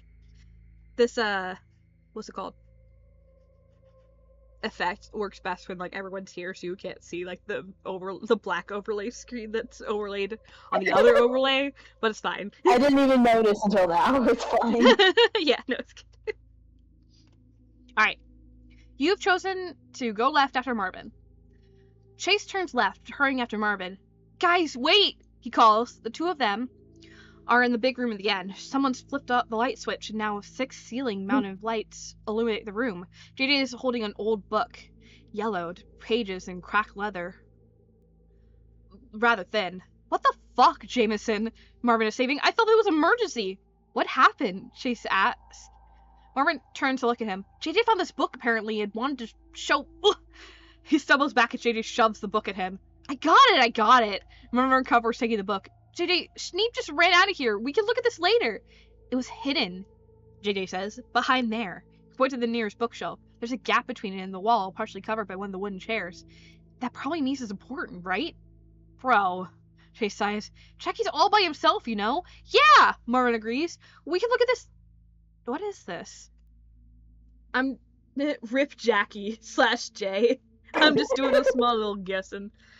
We'll see. Yeah, we can look. What is this? He looks down in the book, and as soon as he does, his anger and energy slips away. Wait, is this a grimoire? Why is this here? Guys! Chase says, we can do this. We can look at it later. Yeah, Marvin says absentmindedly. He turns the book over in his hands, examining it. Wait, there's a page with the corner folded over. He opens it up to the page in question. Jaden leans forward to look. Fine! Chase snaps. I'll go help Jackie on my own. He turns to leave, but stops when he sees Jackie running down the hall towards him. Oh, never mind. Then, Jackie, is everything okay? Jackie stops next to Chase. No! He says, panting. He fucking locked us down here. What? I thought he didn't have the keys. Apparently, he does. Jackie leans up against the wall, taking a moment to relax after the running he did. Luckily, he gets over his exhaustion quickly. I think we'll have to break the doors down. I can kick it down, maybe, if I aim at the right place. The area around the knob tends to be... Never mind. What's going on over here? I noticed this book earlier, Jada says, pointing at the book in question. Marvin, previously reading something, looks up. It's a grimoire, a book of spells, he adds. And someone's marked this down. Just come look at it.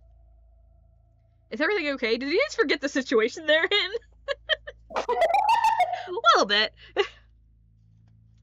That's why he asked if everything was okay, because... Yeah, he wasn't sure. Know. Yeah. Jackie and Chase glance at each other. Then Jackie shrugs and the two of them crowd around Marvin. The book is handwritten like a journal. The ink was once black, but has faded to a brown with time. The left page is an illustration of a person lying in the ground, some sort of smoke emanating from his body and forming a vaguely humanoid shape. The right page is a block of text and a title that reads, Expulsion of Unwanted Spirits. Cool, I guess, Jackie says. But is this really the time for your witch stuff? Marvin snaps the book shut, duck flies in the air and makes Chase sneeze. Shit, sorry, Chase. But Jackie, this isn't just witch stuff. This might be an explanation for why Schneep's suddenly trying to kill us. He's possessed? Jackie says slowly. By what? I don't know. But it's a possibility, isn't it? Marvin insists. I guess? I'd be glad to know he didn't just snap, but... Chase shakes his head. Sorry, I was... You okay? Look, I was... You're oh. Yeah, I was like, I couldn't see the mouse on the stream, so I was like, where is it? Where am I? I was making sure that, like, my head wasn't blocking too many words. Where is it? Let's say. Where am I? Brain cell destroyed. Chase shakes his head. Yeah. Schneep doesn't snap like that. He has issues, but he never hurt anyone. I don't believe in the supernatural, though. Marvin stares at them. Wait a minute, he says, and starts walking down the hallway. The others follow him, silent and confused, and he goes down to the first door on the left. We gotta look at this, he says. I'm not too eager to spend time in the murder room, JJ says. No, that's the murder room, bestie. Marvin points at the wall, indicating the room beyond the door. That's a little inside joke we had from our D&D group.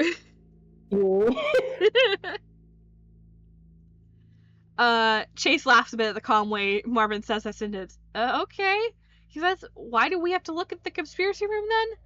For an explanation, Marvin says, and walks into the room. He looks up at the wall covered in newspapers and starts reading. The other three exchange looks, but follow him anyway. Chase goes to the left, Jada goes to the right, and Jackie joins Marvin in the opposite wall. I thought this was the one they put Schneep... Oh wait, Schneep escaped. That's right. Yeah. This is the one they planned to put Schneep into. And then he punched Jack in the face. And then he punched Jack in the face. Yeah. The photographs on the left wall are of people, all done in black and white or sepia. Some of the subjects are injured. Jackie's eyes linger on a photo of a man missing an eye before he starts to feel sick and looks away. The maps have scribbled arrows on them, all leading to a circle destination, an address for street maps, or locations of woods for wilderness maps. Chase decides to look away altogether and not think of the implications. Marvin, some of this stuff would interest you, Jada says, looking at the torn out pages and handwritten notes. Sorry, huh? Marvin turns to look at him. I didn't quite catch those signs. He said some of that would interest you, Jackie says. They look like the pages of that book. JJ points to the grimoire in Marvin's arms. Really? Bro, I'm still wondering where the police are even at. They are far away. It said like 40 to 90 minutes. 40 to 90 minutes. It's been like 10. Yeah. Or maybe 15. I don't know. Signing takes longer than speech, so you have to compensate for it when planning stuff, writing. Yeah. It's been almost 2 hours. For us, yeah. For us, yeah. Just because it takes us forever to read doesn't mean it's taking forever in a story.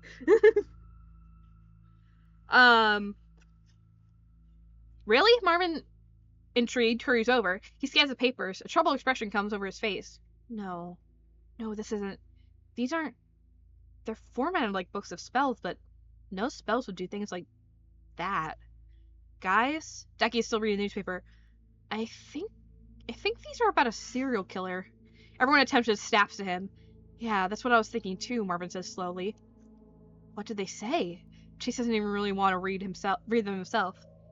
They're about a guy called the Folasul Slasher, Jackie reports. Some guy who was active in the 1920s, if these papers are real. He shudders. The victims were... Fuck, this sounds gruesome. Wait, this just sounds gruesome. Perhaps that's what the murder room was used for? JJ suggests, his face slightly green. You think this is where it happened? Jackie asks. JJ nods. When we stopped for gas in town, I got a brochure from the petrol station, rises slowly. The town's called... I can do this. Asphodel now. But it used to be Folasul. They changed the name in the 30s. Probably because of this, Jackie mutters. Didn't want to be associated with shit like this. I got like a comment on like this somewhere. I don't remember where. But it's like they want to be distanced from like the serial killer, change name to a flower associated with death. Yeah, you know. That's just how we do. Another fun fact, Folasul is just blood eye. It's mashed together. Blood and eye. Yeah, Google Translate. Google Translate helps us so much when we're writing this stuff. Okay, so Auntie tortures people for years. Okay, sounds pretty normal, /J. Normal for Auntie. Normal for Auntie. Probably because of this, Jackie mutters. Didn't want to be associated with shit like this. He leans closer to one particular article. The police had a suspect. A man named Anirin Terrell. Huh, that's the most Irish name I've ever heard. Sorry, what? I said Anirin, right? It's a Anirin, right? It's a Anirin or an Iron. I've heard it. I found pronunciations for both. Unlike Aiden, this is one that I actually been reading right this whole time. Anirin. Because for the longest time, in a lot of the swap across the Crystalverse stuff, some aunties are called Aiden, which is an Irish spelling of American name, so A-I-D-E-N, but it's spelled A-O-H-D-A-N, or D-H-A-N. I always get them mixed up, but for the longest way in my head, I would read it I would read it as Aodon,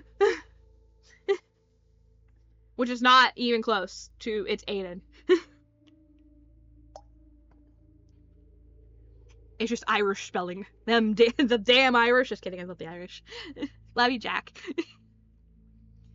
The man named Anirin Tyrell. Huh, it's probably the most Irish name I've ever heard. They never had enough evidence, but this article says that he was likely guilty because the murder stopped after he died.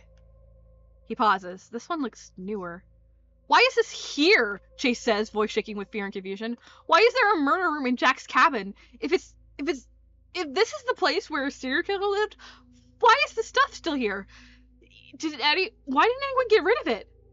Silence falls. No one has a good answer for that. And in the silence, they hear the door open. They hear the staircase creak. Judy's eyes widen. He's coming back! Jackie inhales sharply. What do we do? Do we hide in here? We could try to confront him. Chase sighed slowly. It worked last time. Doesn't mean it will work this time, Jackie points out.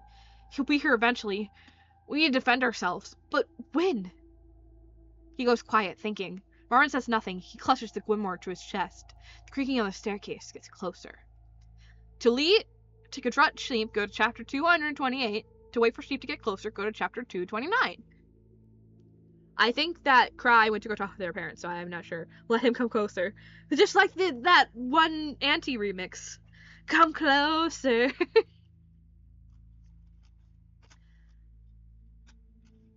Chase, I think, sorry, I think you're the only one here, besides Cry and me. And maybe Art. He just wanted to talk. Maybe, or also maybe he wants to kill them. Alright, let's see what Cry thinks when they get back.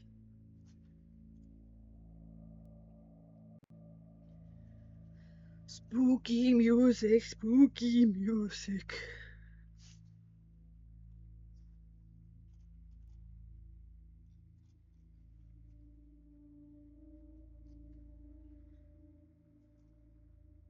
Maybe I should do another ad break real fast while Cry's gone.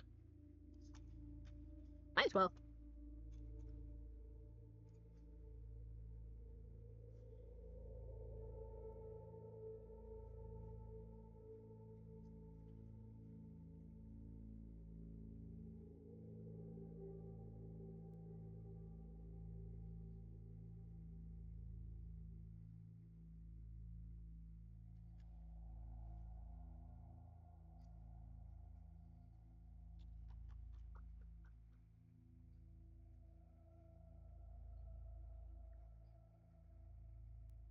I also don't really get ads at all. Oh, well, that's good.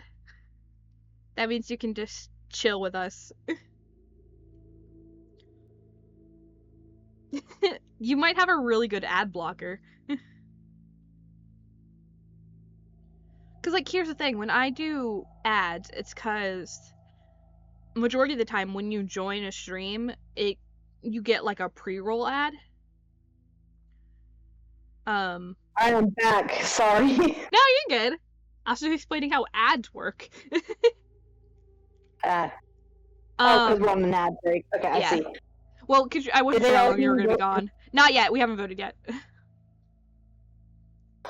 You glitched out what? Oh, we haven't voted yet, because I think Star's the only one here. Well, it says there's 5 people watching. Really? Oh. Yeah, hang on a sec. I can go into mod mode. I know how to do that now. No, trust me. Before my friends took a break from streaming, the baseball ads would play 5 times in a row. That's crazy. Yeah, because I know that the only reason I ever play ads is, I mean, one, like, I do want to do this more often and hopefully start earning some money from it. Because my job is wonderful, but it sucks at paying me right now. And, actually, today's my official 3 months since I started. Huh. I need to see if my wonderful boss will give me my pay raise that she agreed to give me. And then, well, because ads, like, usually if you have ads, like if you play an ad, then when people come into your streams, there's something called pre-rolls. So, pre-rolls come on the second that you join a stream. And those are, like, the ones that are so annoying, like, people, like, are like, I just want to watch the streamer, like, I'm missing seconds, you know, right? So I try to make sure that we play ads as soon as we can, because that makes sure that no one gets pre-roll ads and is initially like, I can't watch right now, you know? Because then it's easier to and then it's easier for us to plan around ads, too. Then I can use it to take bathroom breaks, you know, fill in parts of time, blah, blah, blah. So we need to choose between confronting Schneep or waiting. Let me run that poll. Well, you're gonna confront him either way. It's just when do you want to? Yeah. So confront now or wait.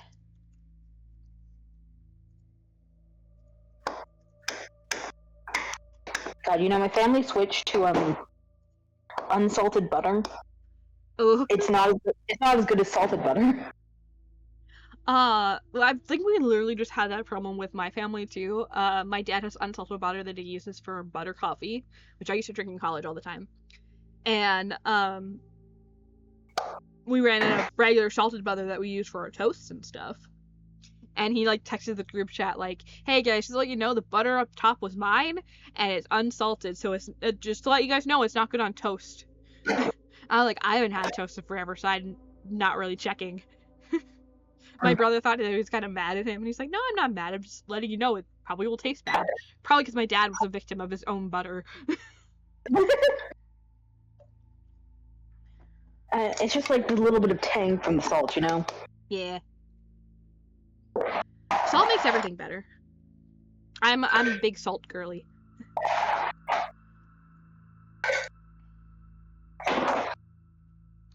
Right, we're gonna wait.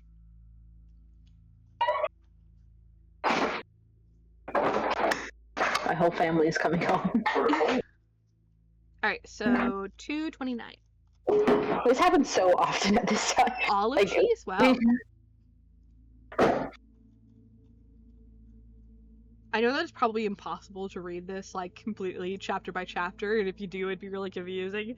But I just wonder if anyone's ever tried to. Yeah? Oh, guaranteed someone has not figured out how to work it. Well, oh, this is the wrong one. See, this is why you have the thing. Yeah, because JJ's not in danger. What? Wait, which was it? Is this the Is that one in the? Oh, 229. I put 92. Yeah. That is JJ. I'm pretty sure that's in the JJ, right? I'm pretty sure you. Yeah, it's so low, probably. Oh. Alright, you chose to wait for him. We have the best chance if we jump him when he comes in here, Jackie decides. Everyone to the sides. The others nod and shuffle to the sides of the door.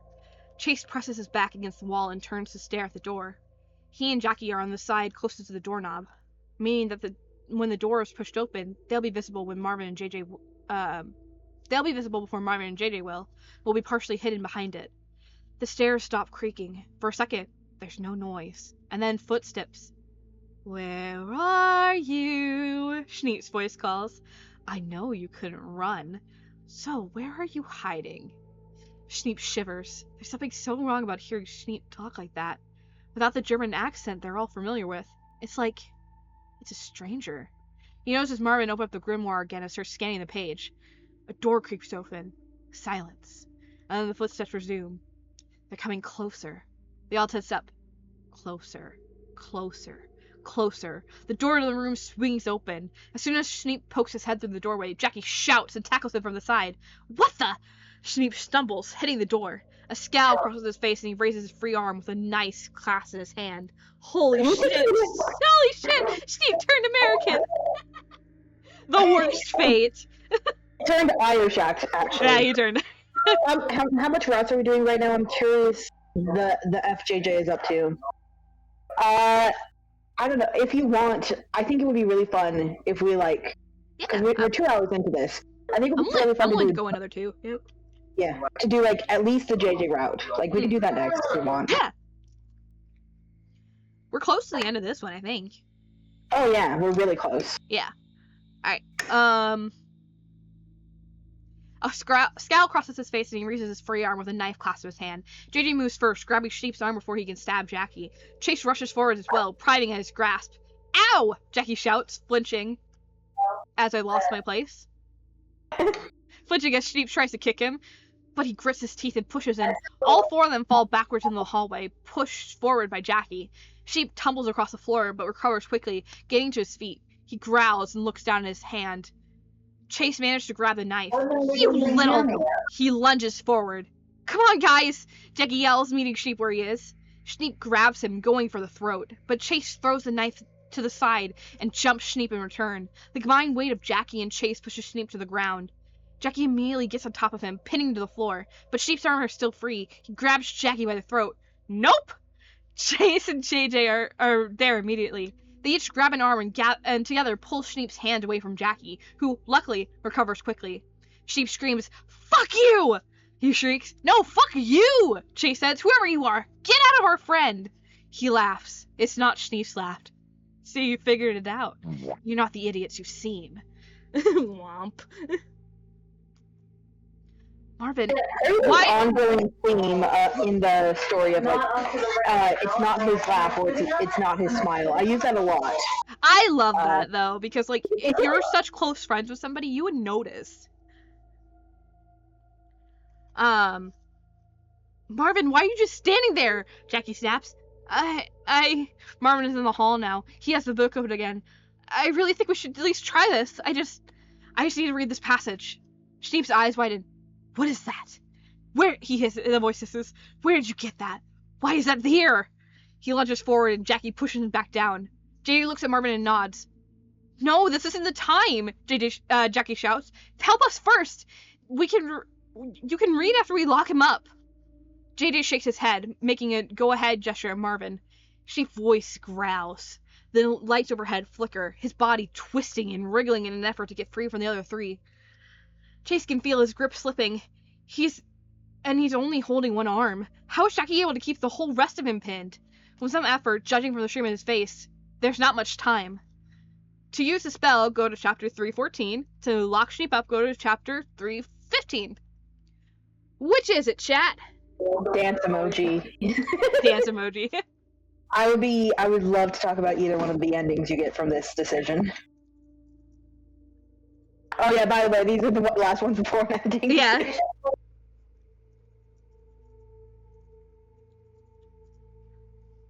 I mean, I know which one I want to pick, but like, that's why I feel like I'd be kind of biased.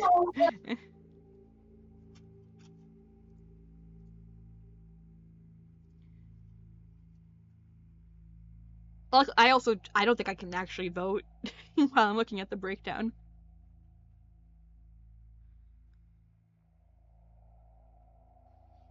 Sitting like this is making my back hurt. Because I'm old. Ooh.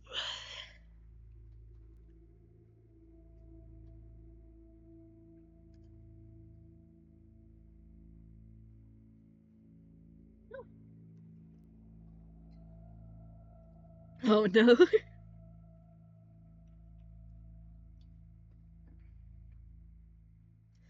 Eek. Don't worry, I'm not saying anything. Us artists have horrible posture, I get that. I'm trying to be better. Alright, lock him up.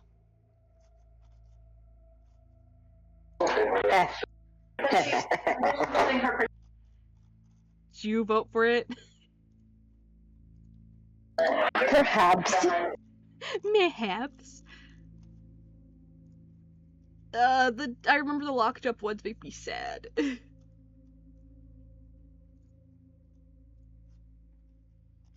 Alright, you've chosen lock him up. There's no time, Chase shouts. Marvin, we need your help. Marvin hesitates, then closes the grimoire and drops it to the ground. He hurries to join the others. Okay, let's get him in the room then. The thing using Schneep's voice laughs. The lights overhead flicker and then go out, plunging the basement hallway into darkness. Chase feels Schneep pull his arm free. Jackie cries out, then Marvin yells, "Fuck!" Someone knocks Chase away and he falls face first to the ground. Footsteps run down the hallway. Is everyone alright? Jackie voice asks. Laughter. The same laugh from seconds earlier, now right behind Chase. He starts to scramble to his feet, only to feel someone grab him by the back of the shirt and lift him up. The lights turn on again. The other three are all on the floor, also having knocked down. Jackie's eyes lock onto Chase. No, onto something behind him, and he gasps. In less than a second, he's on his feet again. He jumps forward past Chase. There's a flash of metal, and Jackie cries out. Chase spins around to see Jackie and Schneep struggling for the knife. Of course, the thing using Schneep's body went for the knife as soon? As soon as he could. Yeah, as soon as he could. I caught on Jackie's face, leaks blood down his cheek. I changed my mind! He shouts. Marvin, grab that book! Chase, JJ, help! Now? Oh, fuck, okay! Marvin bolts back across the hall and scoops up the grimoire, flipping through the pages. Chase and JJ look at each other, and in unison run over to help Jackie. Chase wraps his arm around Schneep from behind, pulling him back from Jackie, while JJ goes for his arms again, holding them still. No! Schneep's voice screams, "No, I have it! I'm so close!" "Shut the fuck up! We're getting you out of our friend!" Jackie snaps, prying at Schneep's fingers as he tries to get him away, let go of the knife. Schneep snarls, "I'd rather die." "Got it!" Mormon looks down at the book and starts to read. I'm not even gonna attempt. He starts to read in Irish. Yeah. I don't. It's Spirad is the first one. I know that. Spirad, Gan. I mean, I did try to learn a little bit when I was playing Syra. Spirad, Gan, Irad, Vadzas, and Orkudu, Aginin, do it in. Something about like. Yeah. I think the original is something like "Spirit, this is not your body." Yeah. And yeah, there's more, but. Alright. Schneep's voice screams wordlessly. With a single burst of strength, he yanks his arm free of JJ and Jackie's grip. There's a flash of metal and the blade moves, and then JJ screams. The sound makes the rest of them falter. Marvin stops reading entirely, head snapping over to the rest of them. JJ never screams. What could have caused him to this time? Chase scans JJ looking for blood. But there's nothing. JJ is fine. His eyes are fixed on Schneep and Chase's arm. One by one, they look at Schneep too. And one by one, they notice the knife driven into his heart. His own hand still clutching the handle. Chase lets go of Schneep, shocked. He starts to fall. "Schneep!" Jackie cries, grabbing him. No, Schneep! Henrik! Marvin drops the grimoire again and runs over. "What the? No! This can't! No, I don't!" Schneep's voice laughs weakly. It's not his laugh. "If I don't get him," the thing inside him says the thing inside him, "you don't either." No. We can fix this, right? Chase says. "There has to be a first aid kit in the cabin.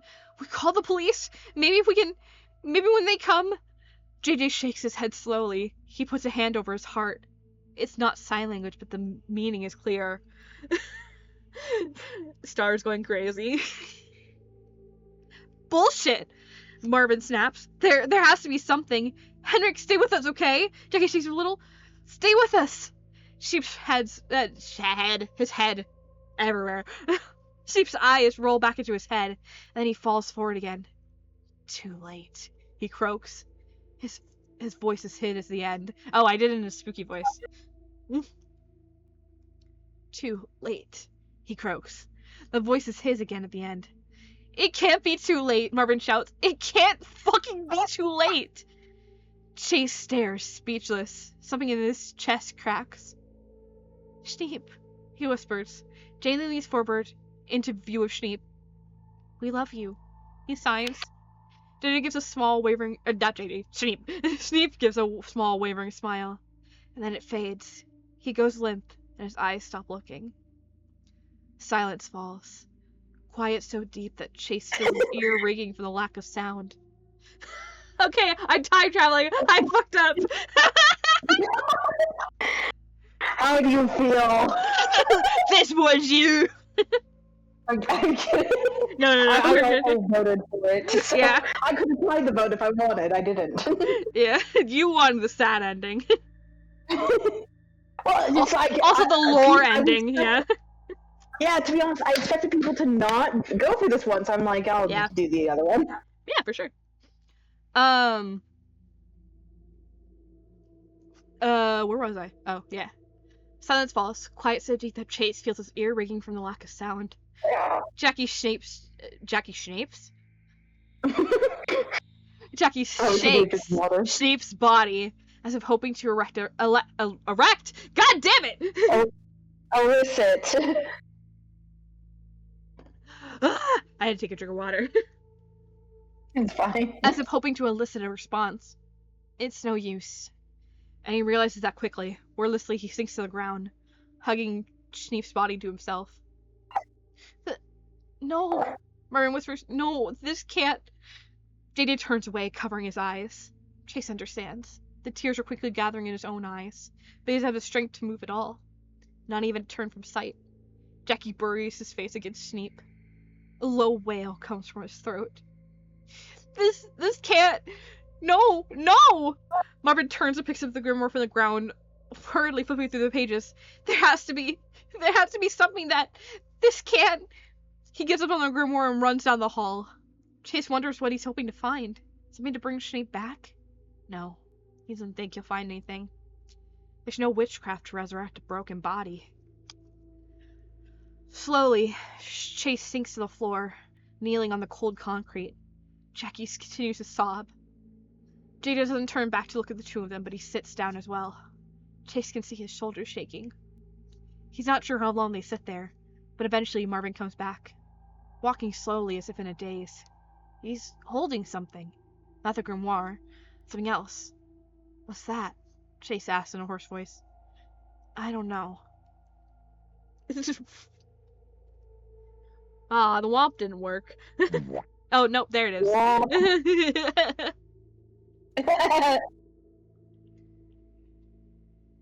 I don't know, Marvin says quietly. He sits on the ground next to them, setting down the object.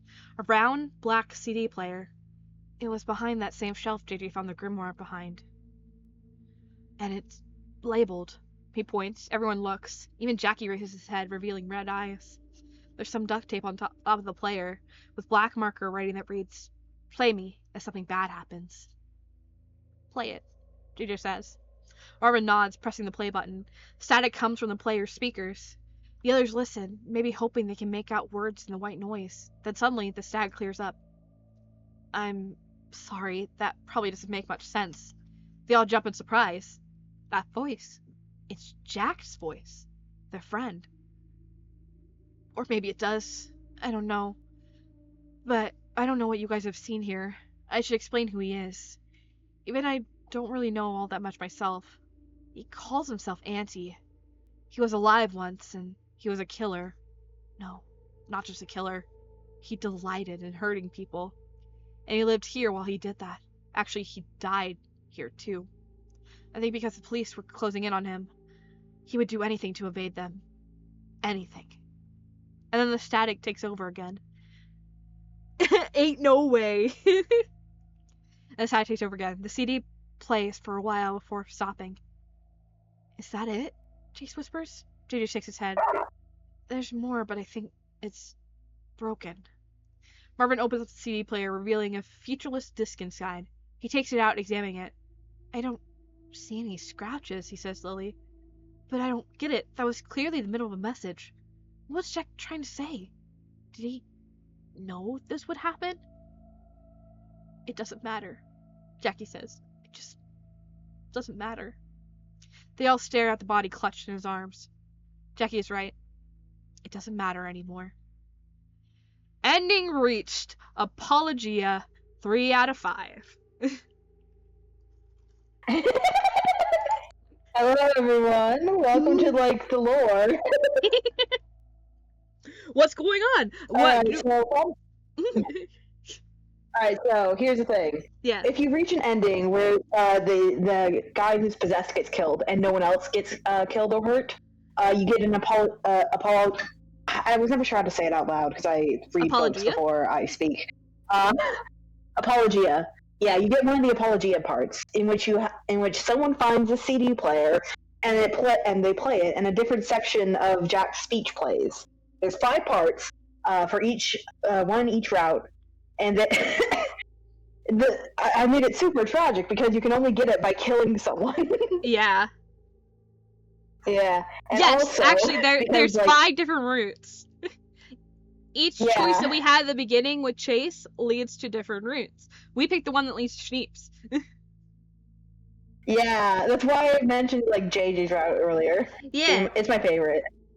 My favorite so far has been Marvin's, obviously. I really love Marvin's. Oh, it's so good. And Jack, there is a Chase one. Chase's is sad. There is a Chase one. Fun fact about the Chase one, it is the shortest route because I want it to be meta.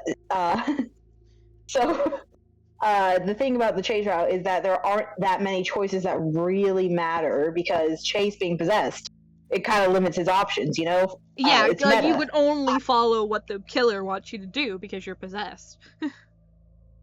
Yeah, well, to a point. Yeah. Yeah. Anyway, I still really like the Chase route, even if it's really short. No, all the routes are really good. Like, there's not one that I hated. Like, I enjoyed reading. I mean, technically, I haven't read JJ's yet, but I'm sure I'm gonna like it. Did you even? You even enjoyed the Jackie route where Marvin gets, God, I forgot. I remember yelling at you. I forgot how he goes, but I think it was in the head. Yeah. Was Jackie's also the one where Schneep has the accident in the kitchen? Yeah, at that point I was like, I want to be gruesome. And it also makes sense narratively for Jackie's route. Anyway, let's talk about Schneep's route now because we just finished a section of it. This was the first one I did because this was the route that Tumblr was starting to go through. I hadn't yet completed the Choose Your Own Adventure when I started posting the pieces on Tumblr, but I had all these sorts of ideas for how it would go. It's like a really expensive web of routes and stuff. And Tumblr chose the Schneep route first, and so it was the first one I did, which means it's the longest because I didn't really have as clear an idea for how to write it, I suppose. Is a good way of saying it. So this was insane. I hated this. I loved it. Thank you. The gimmick for Schneep's route is you need to avoid getting people injured. If someone gets injured, you are locked off from the best ending. Which is sad because you can really easily get Jackie injured if you have them follow Schneep into the basement, which is what Tumblr did. Yeah. So they were basically locked off from the best ending right away. Yeah, I remember reading some of this. I was like, "Isn't Jackie supposed to be hurt at this point?" And I was like, "No, because that's Tumblr route." Yeah. Well, he's a doctor. Yeah, he's very effective at hurting people if he wanted to. Exactly. So the thing is, like, you can. Here's the reason why the Schneep route is so long is because there are like 7 different variations for everything by the time you get to the end. Or it's like this person is hurt, but this isn't. It's Chase and Jackie are hurt, or it's Marvin and JJ are hurt, or it's all of them, or it's none of them. There's a million different variations. They're all pretty similar to each other, and it all sort of funnels down into 6 or is it 7? Like 7 main endings that all have like 7 different versions. Yeah. What we got now was the Apologia ending. If you had chosen the other choice last time, you would have gotten the best ending. I can't remember the name for that one. We can go double check. Yeah. 14, I think. Oh no, previous chapter. No Chase. Oh, and the other he goes, that's also bad, I guess. This one was Reprieve. Your bias is showing. But here, Reprieve. To be fair, I am also biased. My favorite is JJ, and I think that's part of the reason why I made his route so absolutely insane and fun for me personally. Mine was Marvin's, and it's all so witchy and spooky, and he leads very much into the possession, which is my favorite trope, and crying that too. So. My favorite ending in the Marvin route are the enchantment variations, I think. Oh yeah. I can't remember. It's been forever since I read these. My favorite ending in the Schneep route is the Slasher Survivor variations, I think. Yeah. I like the tragic endings, basically. The one where it's like, well, people aren't dead, or at least most people aren't dead, but like, it's not good either. Yeah, I forgot that this is the one where Schneep hurts himself. So I thought that they were gonna lock him up in the. I kept picturing the bathroom scene, but that's when someone else gets hurt. No, that's Good Slasher Lord, Survivors. that's too many words. Hi, Uni. Hi, Uni. Yes, it is way too many words. I actually have to use the restroom real fast. I'm gonna let you guys talk and talk more, and then we'll decide what next route we're gonna do. Probably JJ's. Hi, Uni. Hi, Uni. All right. Let's spin a wheel for each route. I mean, that is sort of the point of the stream, is to have everyone choose. Wheel of Fate. We will let the wheel decide your fate. Distractible reference.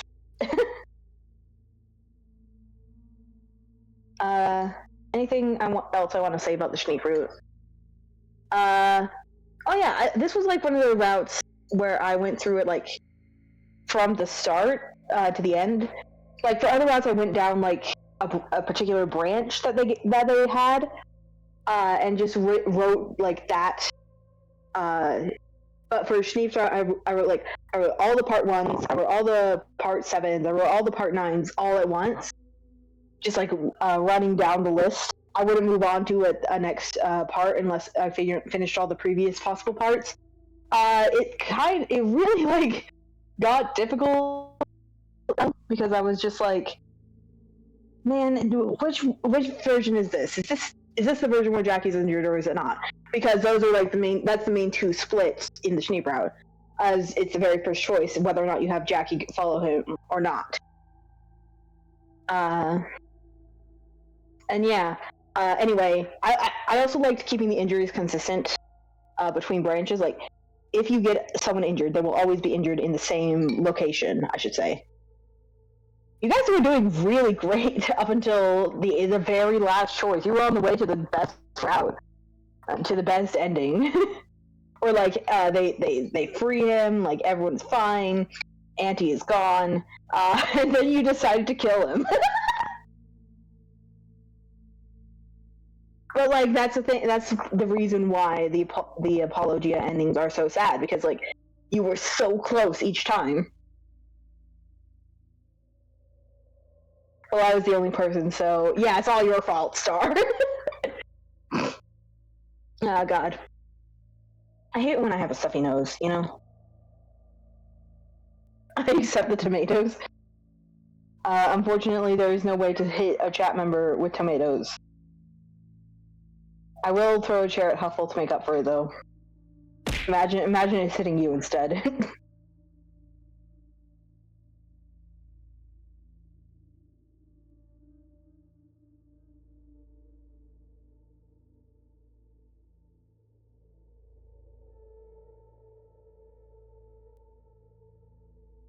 Anyway, in case you were wondering how many endings there are, there's 91, I think. Individually unique endings. If you want to like count the total of possible endings, it's around 240. If you account for all the different alterations of a possible ending. Yeah. Yeah.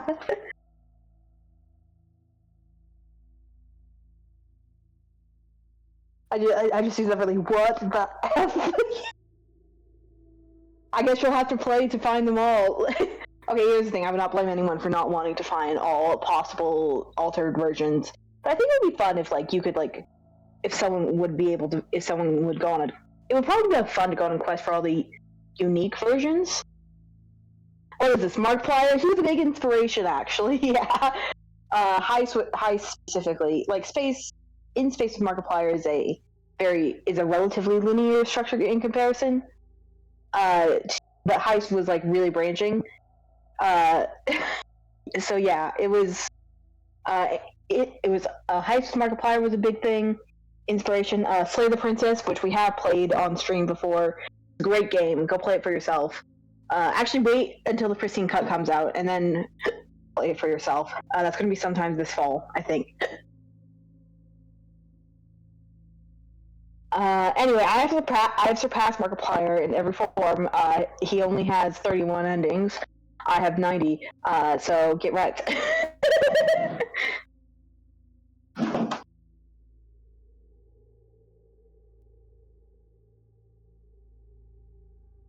The reason why there are so many endings is because, like, each route is kind of.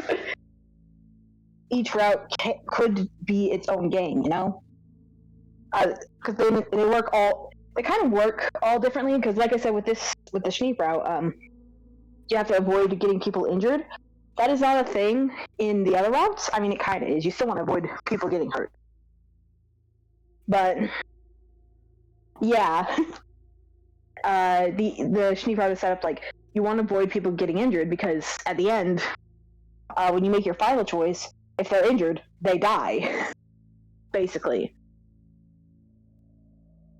Whereas in other routes, like, they can die pretty early on. and just like Huffle sleeping. I wish I can contribute to this, but I know nothing about this. No, that's so fair. Like this. Hi, I'm here. Hello. Like, what is this, Markiplier? Yeah. I mentioned there were 91 endings for the thing. Markiplier wishes he could be. I think Markiplier was like filming stuff. Like realistically, Markiplier was like filming stuff, but like yeah, filming is like going to be a lot more effort than writing. Though you worked on this for months. Oh yeah, this took months. I would try to write at least one section every day for months. It took so long. But you, okay. Huffle is sleeping. I wish I could contribute that. I know about this. Yeah. Basically, murder, but you choose the killer randomly. Oh yeah, but like it's not really random. Like you threw a chair at me while I was gone. Yeah. I was like, I'm going to throw I can't throw a chair at Cheese Chase because there's no way to do that for cat members. I'm just going to do it vicariously. By hitting Huffle. Alright, that's fair. Alright, so were we going to try... Oh, the music stopped again. Anyway, yeah, the killer isn't really random. It's whoever goes into the basement first is going to get possessed, basically. And then Andy is going to be stuck there until you exorcise him. Yes. Which can be very upsetting for Andy, depending on who you choose. Yeah, because I remember, Jackie's one of the person that fit the least, I think. Schneep was second. Yeah. If you guys play the Jackie route, you'll see Andy is pissed, and that's part of the reason why things in that route get so violent. Yeah. God, like, Jackie fucks me up. It's so good, though. Spin a wheel? Okay, we can spin a wheel. We 4-person wheel. Oh, sorry, honey.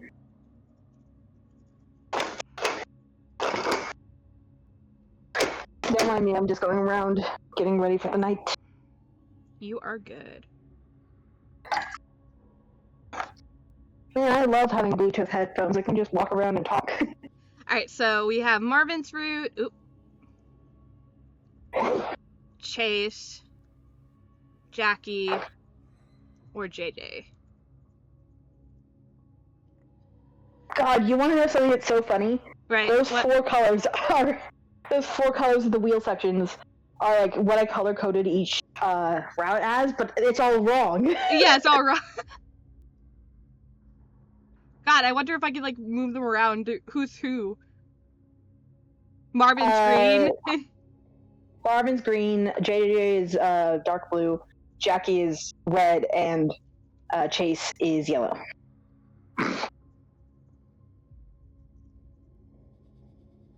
We're gonna get this right.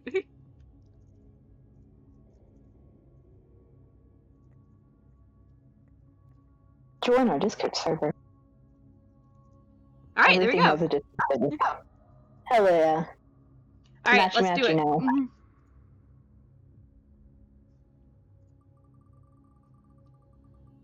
Who's gonna get possessed next? Star's gonna be happy. Star, you must be so happy. Look, the colors changed. Yeah. It's so funny. Whatever. Alright. Let's go get Chase possessed. I think that's the shower one, right? Yeah, it's the shower one. I believe that's chapter 2. Yeah. Yep. I really debated naming the chapters like after their actions, but I was like, that's probably gonna be a bit spoilery. Yeah. Alright, so we've chosen to take a shower. I don't think we need to reread the first chapter again, unless Uni wants us to. I think everyone remembers. Yeah. Oh yeah, Uni wasn't here. Basically, they arrive in a cabin in the woods. There's a bunch of exposition about like their personalities and stuff. Yeah. No one is actually supernatural here. They're all just guys. Yeah. Except for Auntie. Except for Auntie. Alright, so we've chosen to take a shower. Thanks, Jackie, but I'm good, Chase says. I actually want to take a shower. Oh? Huh? Oh, right. Your water's still out back home. Jackie Woods, Jackie Woods says, sorry, man. It's fine, don't worry about it. I'm sure that'll be fixed by the time we get back. But for now, well, studies say that being clean can affect your mood. We get it, Chase, Schneep says. Go ahead. The shower up there does look very nice. But know that if there's no food, you have to eventually drive back. Yeah, I know. That's the price of being the only friend with a driver's license. Look, if something's up, I'll leave the moment I'm done. But I doubt it is. Chase leaves the bedroom, closing the door behind him. See you, Jackie says. Remember, you can always join in later if you want. He and Schneep turn and head down the hallway towards the stairs. Chase watches them go for a while before turning the other direction and going to the bathroom. The shower controls are easy enough to figure out, even though the water took a while to warm up. Probably because the house hasn't been used in a while. It gets a reasonable temperature eventually, though. And huh? What are you doing, Hamlet? Hamlet. Hello, Hamlet. Hamlet. It's my cat chat. Well, one of them. My favorite cat is going to be taken away by my sister. Boo! Where was I? It gets to a reasonable temperature eventually, though, and Chase steps in. Yep, he was right. This feels really good. And the shower is already equipped with soap, shampoo, and conditioner. Thank God for that. It would have been embarrassing he had to run back across the hall to get the soap he packed. About 10 minutes later, he's done. He grabs one of the towels from the rack, green to match the color scheme of the rest of the house, and heads back to his bedroom, where he puts on a new change of clothes and combs his hair. Ah, refreshing. He's surprisingly tired after that. Must be some sort of conditioning, since he usually showers right before bed. He sits down for a moment on the edge of the bed, and he opens his eyes with a start. What? Oh, he must have fallen asleep. His eyes feel all crusty like they usually do after a nap. He sits up, rubbing them, and glances out the window. It's dark now. The wall clock says it's almost 5:45. Chase stands up. He walks towards the window and grabs the curtains, intending to close them. But as he does, he glances down at the ground below and stops. There's someone standing outside. He stares at the figure for a moment. It's hard to make out the face, but it looks like a man wearing dark clothes. The man is staring at the front door. He turns and looks at the car parked nearby. He starts walking in that direction. Chase jerks backwards and runs out the room, down the hall and down the stairs. Jackie is sitting on the sofa staring at the TV as he plays a game. He looks at Chase in surprise. Dude, what? There's someone outside! Chase interrupts. Jackie sits up straight. What? There's someone outside! Jackie hurries over to the front windows and peers out. He can't see the man anymore, but that doesn't mean he's not there. What is the commotion? Schneep walks in the living room from the dining room. There's someone outside! Chase repeats again. He runs over to the dining room. Marvin and JD are there eating pizza. They were having pizza without Chase? Boo. They look up in shock as Chase rushes over to the window and looks out. I glanced out my bedroom window and there was a guy there, staring in the house, and he walked towards the car? A guy? Marvin repeats, confused. We're all the way in the middle of the woods. How did he get here? Are you sure? I am 100% sure, Chase confirms. This is concerning, JJ says. What do we do? Jackie and Schneep join the others in the dining room. Well, we can go outside to check, Jackie suggests. I mean, if there's a guy outside, maybe it's a hiker or something who got lost. I do not think anyone would be hiking all the way out here after sunset, Schneep said slowly. Why do I keep saying Schneep? Why do we keep me? Oh, there's too many characters! Yeah, it's Schneep. Yeah. Man. If you're done and waffle, you're going to get real confused. I know. God, I need to message everybody to see if we can assign stuff, see if Crookie saw that doc.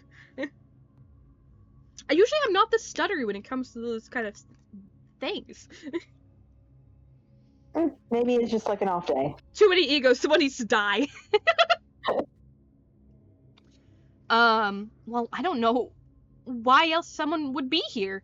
And how did he get here, Marvin emphasized. Do you see another car outside, Chase? Chase shakes his head. We need to call the police or something. I really think we should be sure there's someone out there before we do that, Jackie says. Look, why don't a couple of us go out there? We can call the others in here so they can hear if something happens and rush out to help. That's going to get us fucking killed if there's really a guy out there, Marvin comments. And even if it doesn't, I don't see why we should call the police, Jada says. Are we really capable of Are we really capable of handling an intruder on our own? I'm not saying we're not going to call the police. I'm saying we're going to do it after we check around, Jackie says. We are very far away, Schneep recalls. It will take the police some time to get here, whatever we do. Chase shakes his head. His heart is pounding so hard he can practically hear his blood rushing. This is all too much. He never thought something like this would happen. What do we do? To call the police, go to chapter 5. To investigate outside, go to chapter 6. Let's get a poll. Woo! Right.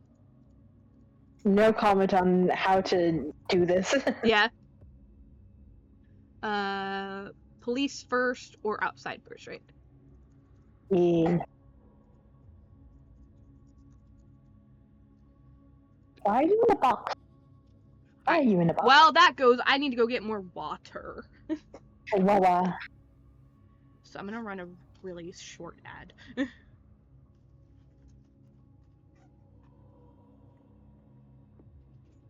Stay, girl. I'll bring you a treat, promise.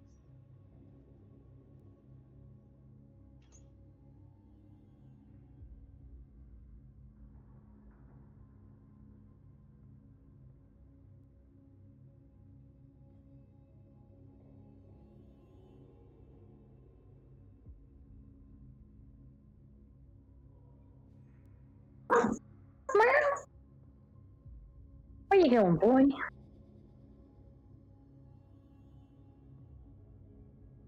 Going to tear up some friggin' paper packaging, looks like.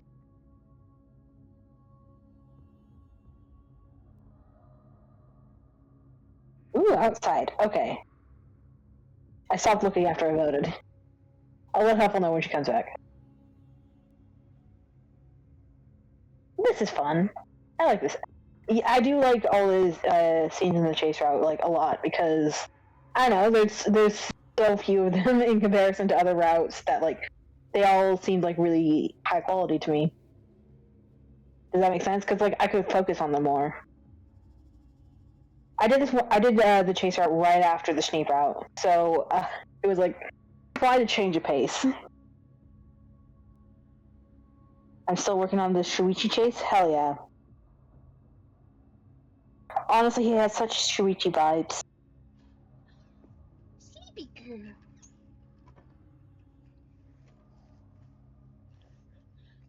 Also, I'm still working on this Shuichi chase. Oh, Shuichi chase, yeah. Yeah, they voted to go outside, by the way. Okay. Hi, Edwin.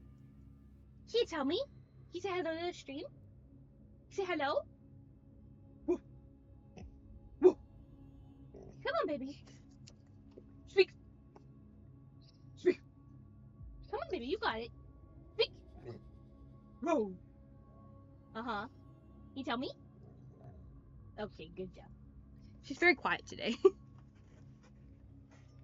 Alright, going outside. Outside. Wonder what we'll find out there when we go out there alone with Jackie. Well, now I'm scared. You've read this before, you don't remember? Well, I guess, like... It has been a while. It has been a while, a lot happens. There's so many routes. Wait, this is call the police. Yep, imagine having your girl just die out of nowhere after a few minutes of your lore starting. Right, yeah. Okay, here we go. Okay, we can check outside first. Chase relents. Great, Jackie nods. How about you and I go? We can stick together if you want. I mean, sure. Chase nods back. Sure. Jackie smiles. Great. He looks around at Marvin, JJ, and Schneep. You guys can stay here. It shouldn't take too long to do a quick sweep around the house. He turns and walks back to out of the dining room. Come on, Chase. Yeah. Chase slowly follows. The air outside is crisp and cool, smelling slightly of earth and wood. Chase's eyes dart around, then land on the car. Last time he saw the stranger, he was walking towards here. What if he wanted to steal from the car? Or worse, sabotage it? Alright, we'll go around checking all the windows, Jackie says. I'm pretty sure there's only the front door as the entrance, which is sort of weird. What sort of house doesn't have a back? Chase? Chase is already running, making a beeline for the car. Car's window foreshadowing. Yeah. There's only one entrance. That's kind of weird, isn't it? That is kind of weird. Do do do do do do do do. Lost my place. Chase? Right. Chase? Chase is already running, making a beeline for the car. Car windows look intact. There's no sign of the door's trunk or hood being forced open. He circles around to look at the other side. No, everything looks fine here. He starts to relax. Then he looks down. Scratched in the packed dirt next to the car are 3 words. I'm already inside. Chase! Jackie runs after him. What the fuck, man? Sorry. Jackie crouches down on the ground. Chase trashes down on the ground, looking closer at the words. They seem freshly done somehow. I just remember that the last time I saw the guy, he was walking towards the car. Really? Jackie takes a step back, doing the same look over that Chase did. Yeah, and look what I found. Jackie circles around the car. He notices Chase crouching on the ground first, and he notices the writing. He says nothing for a moment. Then he simply says, let's go back inside. Inside? But the message says the intruder's already there. No, wait. You're right. We gotta tell the others. Chase stands up, and he and Jackie return to the cabin. Schneep, Marvin, and JJ are still in the dining room where the other 2 left them. They hadn't moved much at all. Then again, not much time had happened. Chase runs in and immediately starts talking. I should have rephrased that. Not much time had happened indeed. Not much time had happened. Me rereading stuff lately for like doing the books and stuff. Ugh. Yeah. Chase runs in and immediately starts talking. There was a message out there written in the dirt by the car. By the car? Schneep's eyes widen. Chase. Jackie walks in the living room after him. You don't have to keep this up. Huh? Chase looks at him confused. I mean, it was clearly your handwriting, Jackie says delicately. No one else writes their capital E's like that. Oh, in the weird two sections bit, Marvin says. Upper half and bottom half? Yeah. Chase is the only one who's insane enough to do it like that. What? Chase cries. No, I promise, it wasn't me. I know you like to joke around, Jackie says calmly, but I don't think this joke is practically in good taste. You always complain about people who keep the prank going on after being found out, so he makes some vague gestures. Bitch, I spilled water on? I'll get a towel. Oh no! Oh no! Oh man. The mood has soured. JJ stares at Chase doubtfully while Schneep and Marvin frown with disapproval. Chase glances between them all. I swear it's... Chase trails off. What's happening? Did he really see a mountain outside? Did he really read those words? Or was it all in his head? If you think Chase imagined it, go to chapter 12. If you think Chase really saw the truth, we'll go to chapter 13. I got really Texan at the end of there. 13. Which imagined or read? Which is stuck in the ditch? That was a children's book, I think. I vividly remember it. It was like teaching about writing words or something.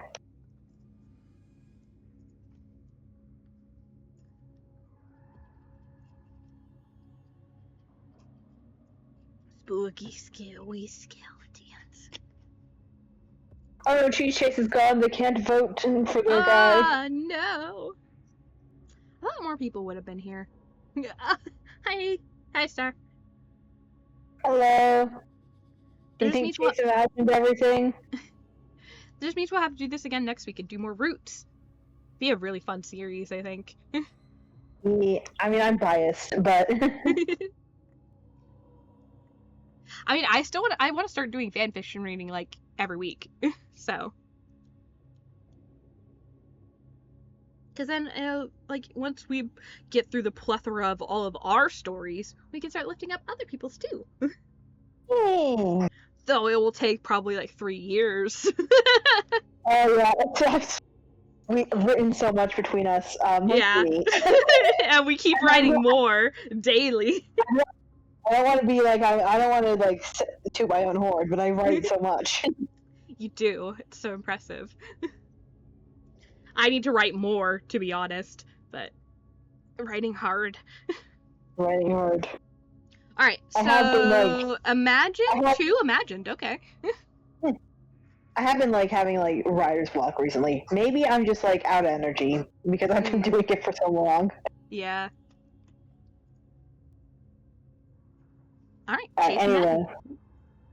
Clearly this was all in his head. Water on bed. That's all. I hate when that happens. Alright. Yeah.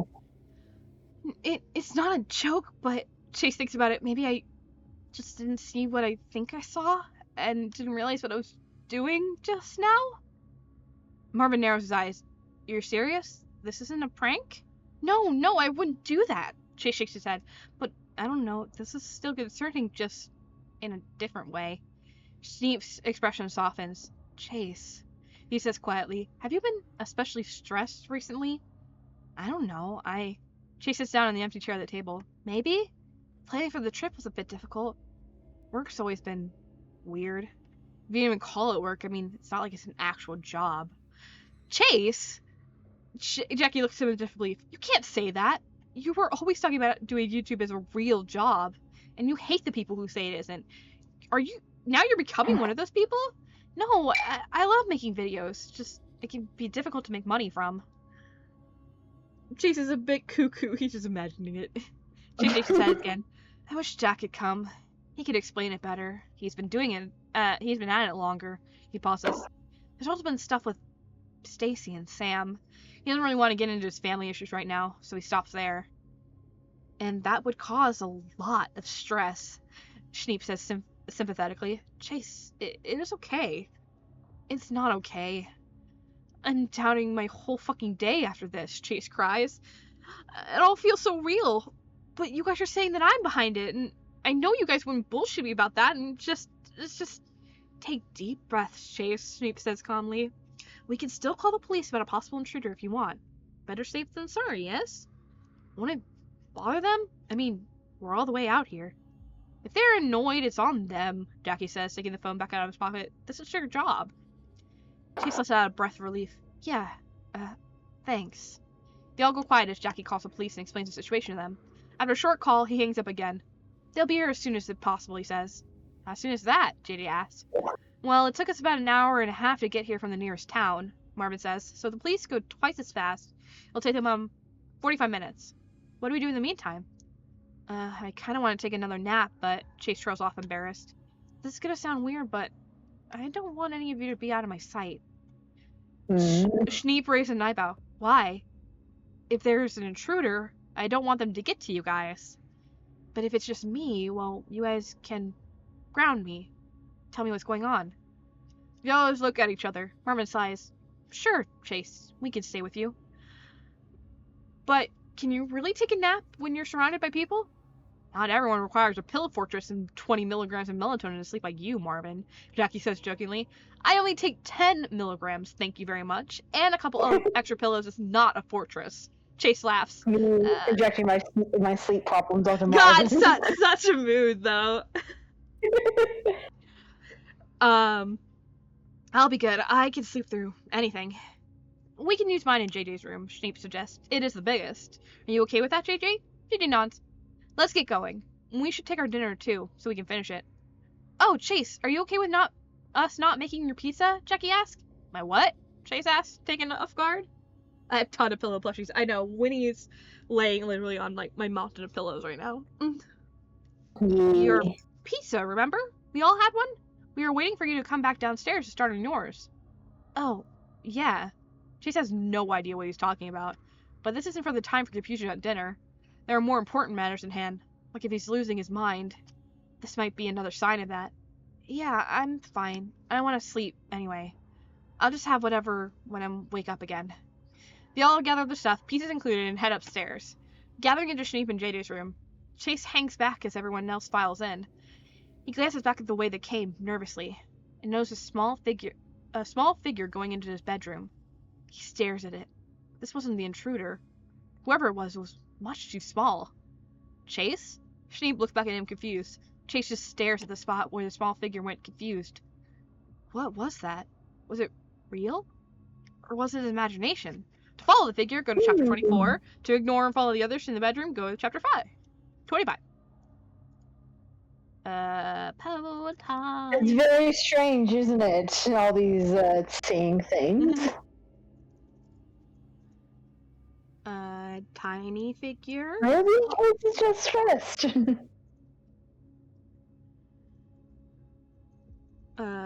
It's follow or stay.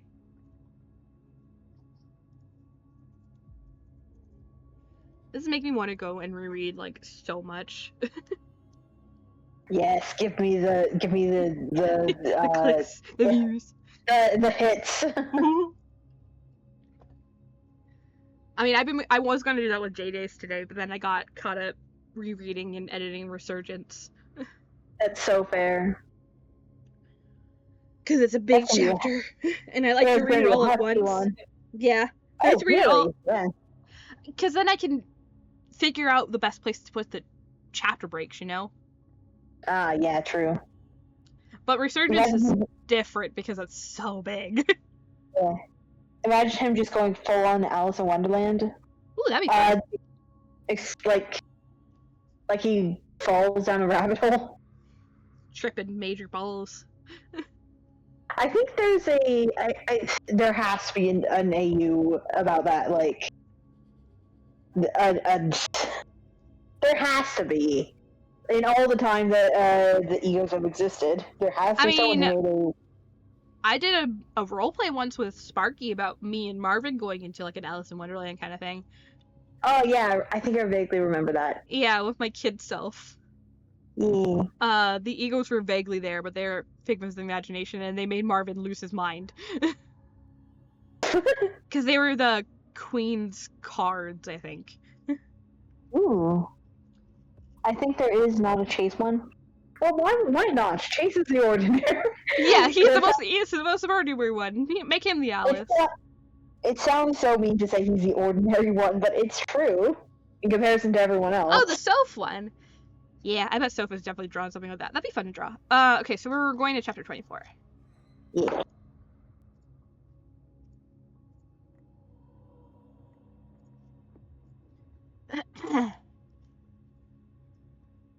Follow.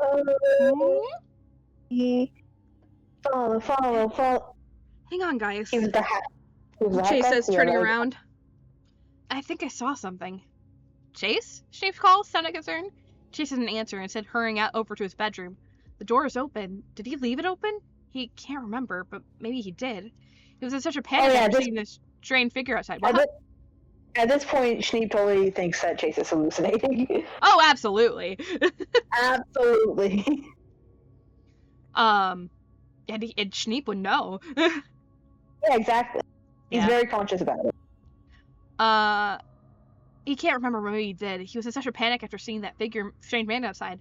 In any case, he steps into his room. The small figure he saw standing at the window. He blinks. Even from behind, he recognizes who it is. Sam? He whispers. The figure turns to look at him. His daughter has always resembled him more than Stacy, with her bright blue eyes and dark brown hair. But for some reason, he could see more of her mother right now. Hi, Dad, she says. What are you doing here? He asks hesitantly. Are you really... He was going to ask, are you really here? But that seems like a bit of a waste, actually. If she's some hallucination, she won't give him a real answer. But if she's not, he doesn't want to freak her out. So he tells her something else. Why are you wearing your pajamas? Sam glances down at what she's wearing. A pink shirt and purple pants with white polka dots. He's familiar with them. They're her favorite jammies. But why now? It's late, she says. Dad, why did you leave? Chase gives a small laugh. It's only for a couple days, you know. I'll be back by the time you come over. But really, why are you here? I didn't mean that. Sam tilts her head to the side. I mean, why did you leave me? She might as well dump a bucket of ice water over Chase. This can't be happening, he says, glad to be out of the hallway. He can't see any others. Strange, he expected them to follow him. You can't be... Why did you leave me? Sam asks again. No, don't pull that shit on me, no! Stars losing their mind. Enjoying yourself? Chase looks back at her. I didn't. That's not how it works. It wasn't me. If it was up to me, we would have split more evenly. But the judge said I didn't have the living space suitable for a 10-year-old. Why? Chase takes a step backwards. Sam takes 2 steps forward. I mean, my income. I couldn't really afford on my own. I couldn't. Why didn't you try harder then? Sam's voice was dull, almost lifeless. I'm fatherless as a hate crime. It feels like a stab through his heart. Chase winces. There's no way you're here, he mutters. There's no way. You have to be. It's just in my head. I'm too stressed out. He turns around, starting to leave the room. Sam screams. Chase's head whips around. The window's open and Sam is leaning forward, looking out of the ground. Her feet are off the ground. She's falling forward. No! Chase shouts and darts forward. He reaches the window and grabs Sam, pulling her back. But his grip is slipping. He has to hold tighter, squeeze tighter, tighter. Chase, stop! Pain bursts across his face. Chase instinctively lets go, closing his eyes and backing up. When he opens them again, Sam is gone. He's not in his bedroom in the cabin. He's in a different bedroom.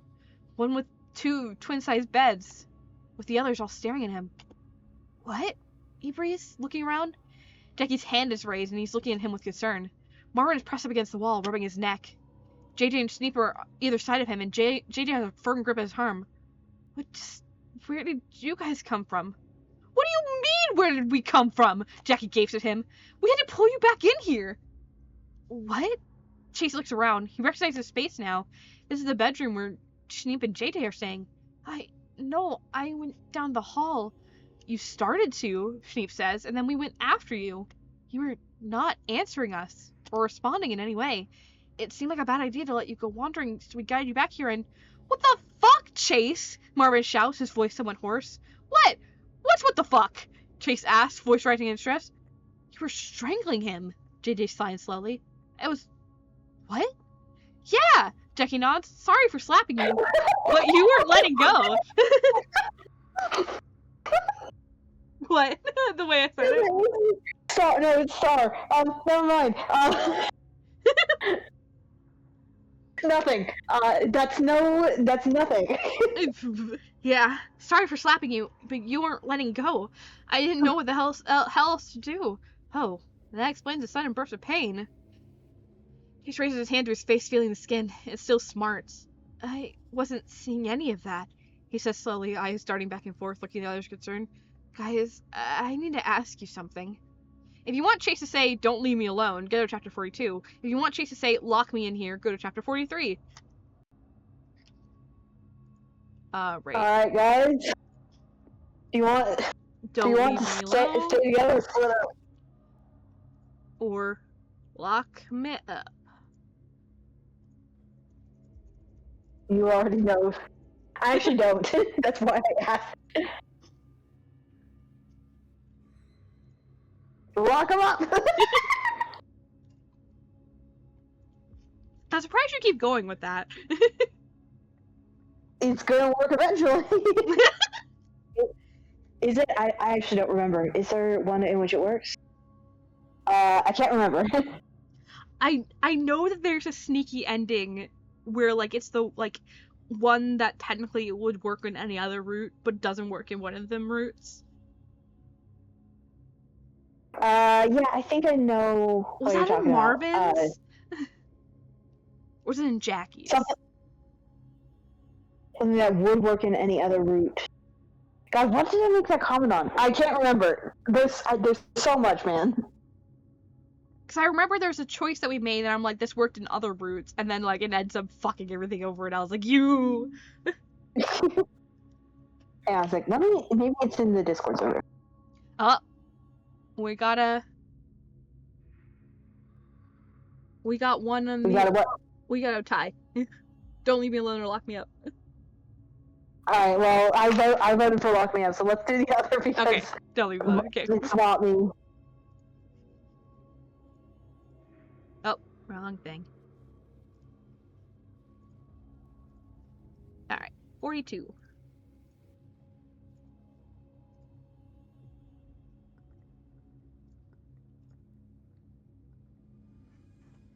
Alright, we we've chosen, don't leave me alone.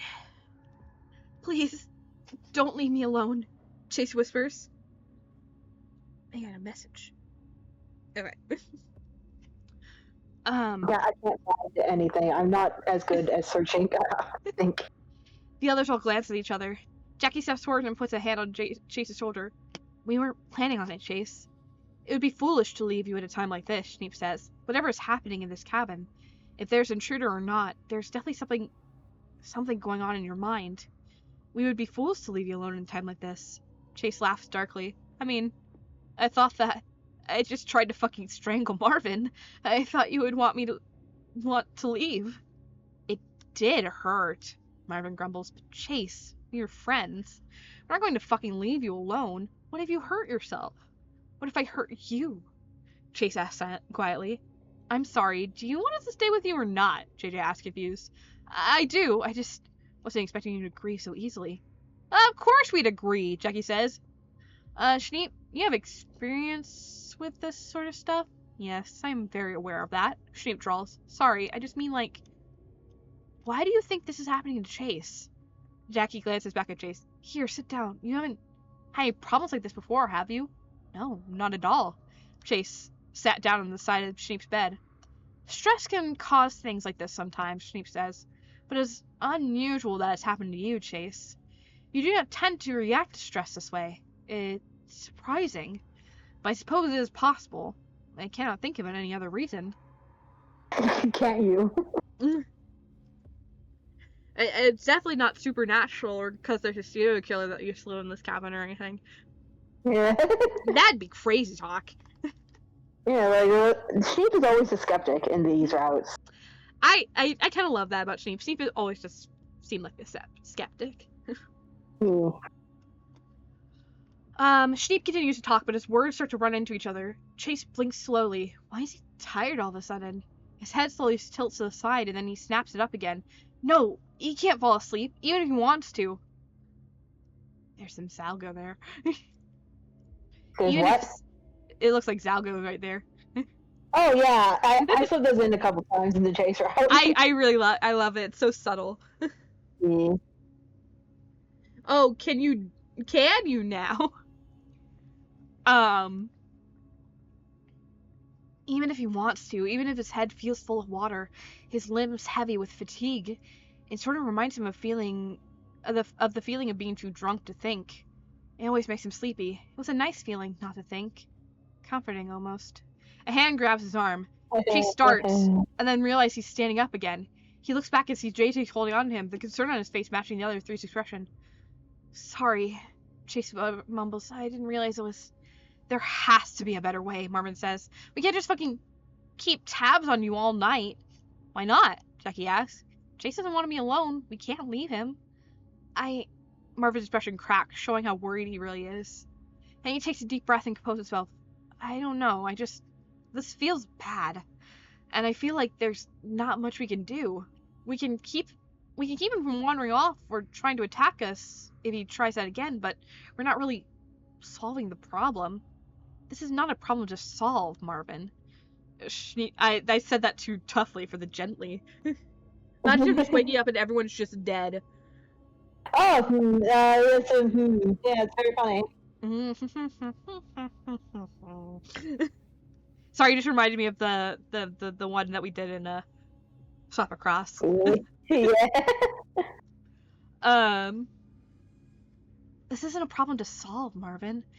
Schneep says gently. What do you mean? I don't know. Who knows? Who knows? Who's to say? Who's to say? I think we're sure you could say.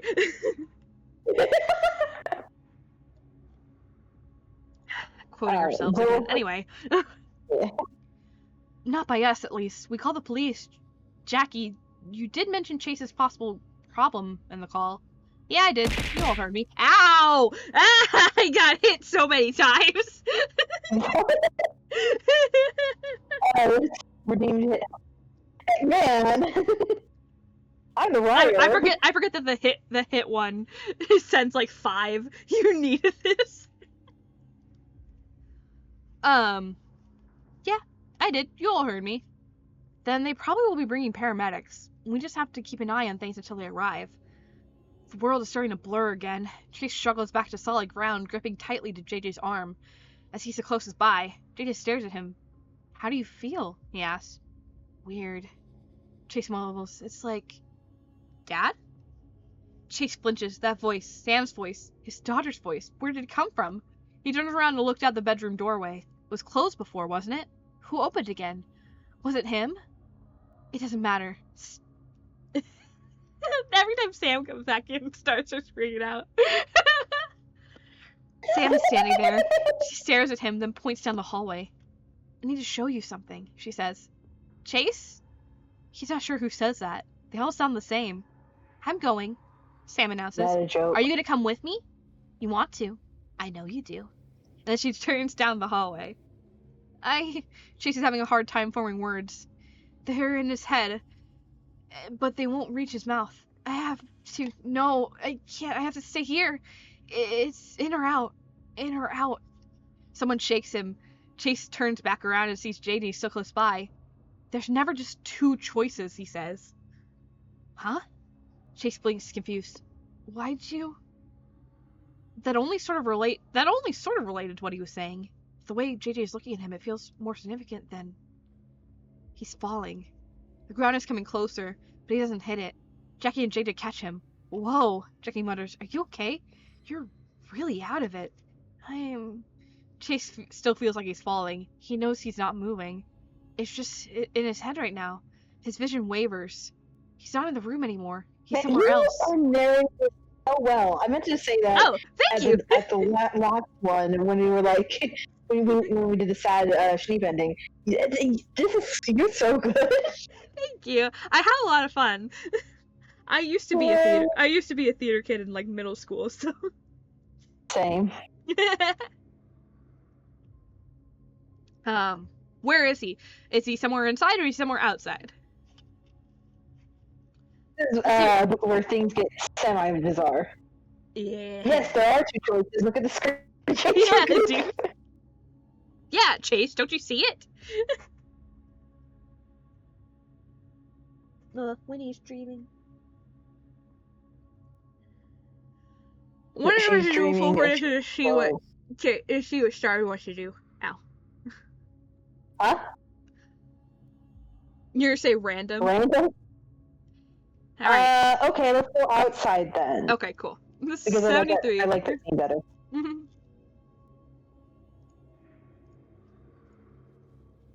There's foreshadowing. There's foreshadowing. Foreshadowing. Alright, which was outside? Chase is outside. Not in the forest around the cabin, but in a park in the middle of the city.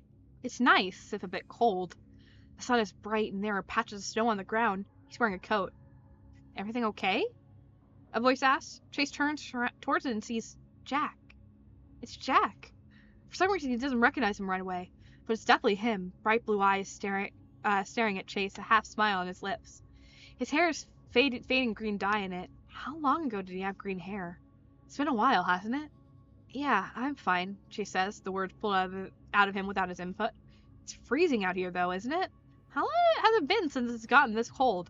It's been a while, Jack says. He's at the park. Want to sit down? You know, they say movement helps when you're cold. Yeah, but... Okay, the sitting down is for me. See, Jack and Chase makes you go ill.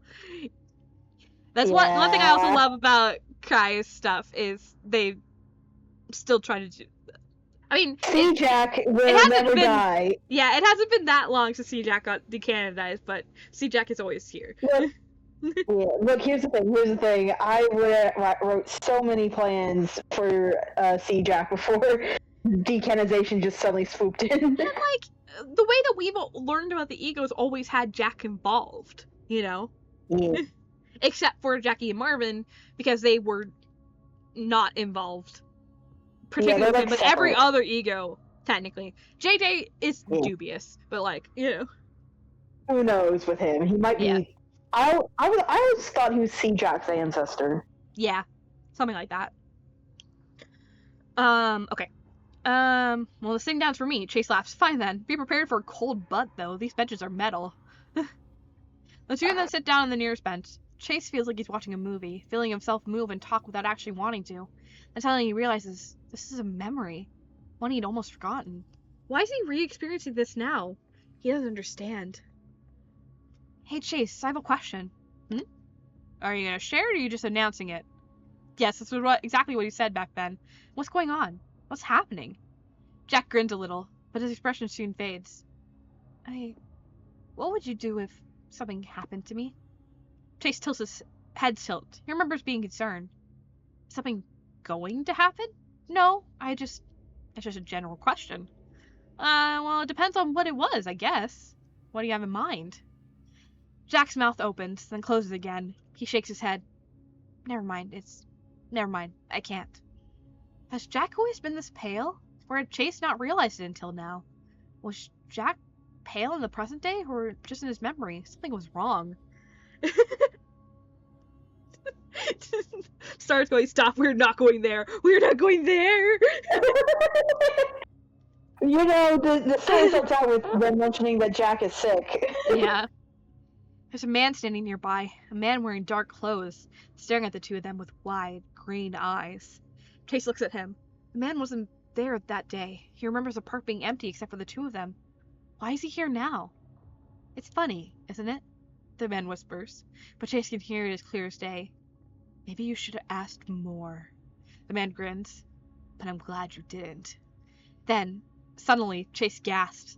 He's once again standing, his head rushing and with a sensation of blood flowing, as if he was upside down, but is now right side up. He squeezes his eyes shut, then opens them. This isn't the park.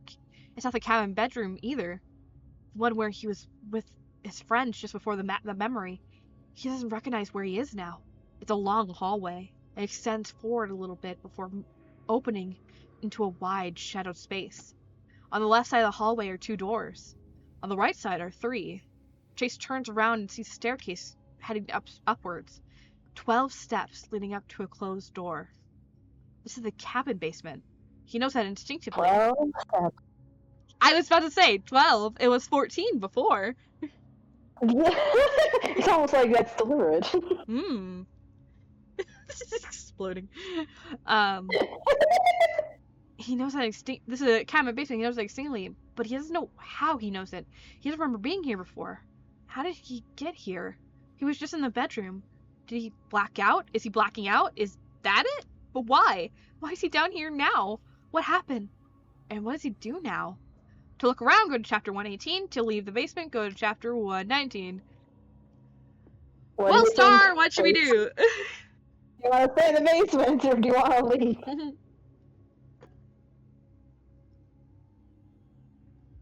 Look around. All right. Oh, I'm kidding. This.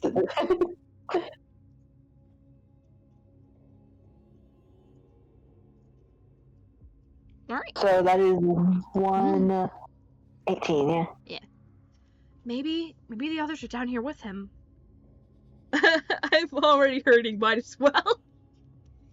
Suddenly, Chase starts walking down the hallway. Hello? He calls. Jackie? Schneep? JJ? Marvin? Marv? There's no answer. But would he hear them if there was? He hadn't noticed them at all when he was hallucinating?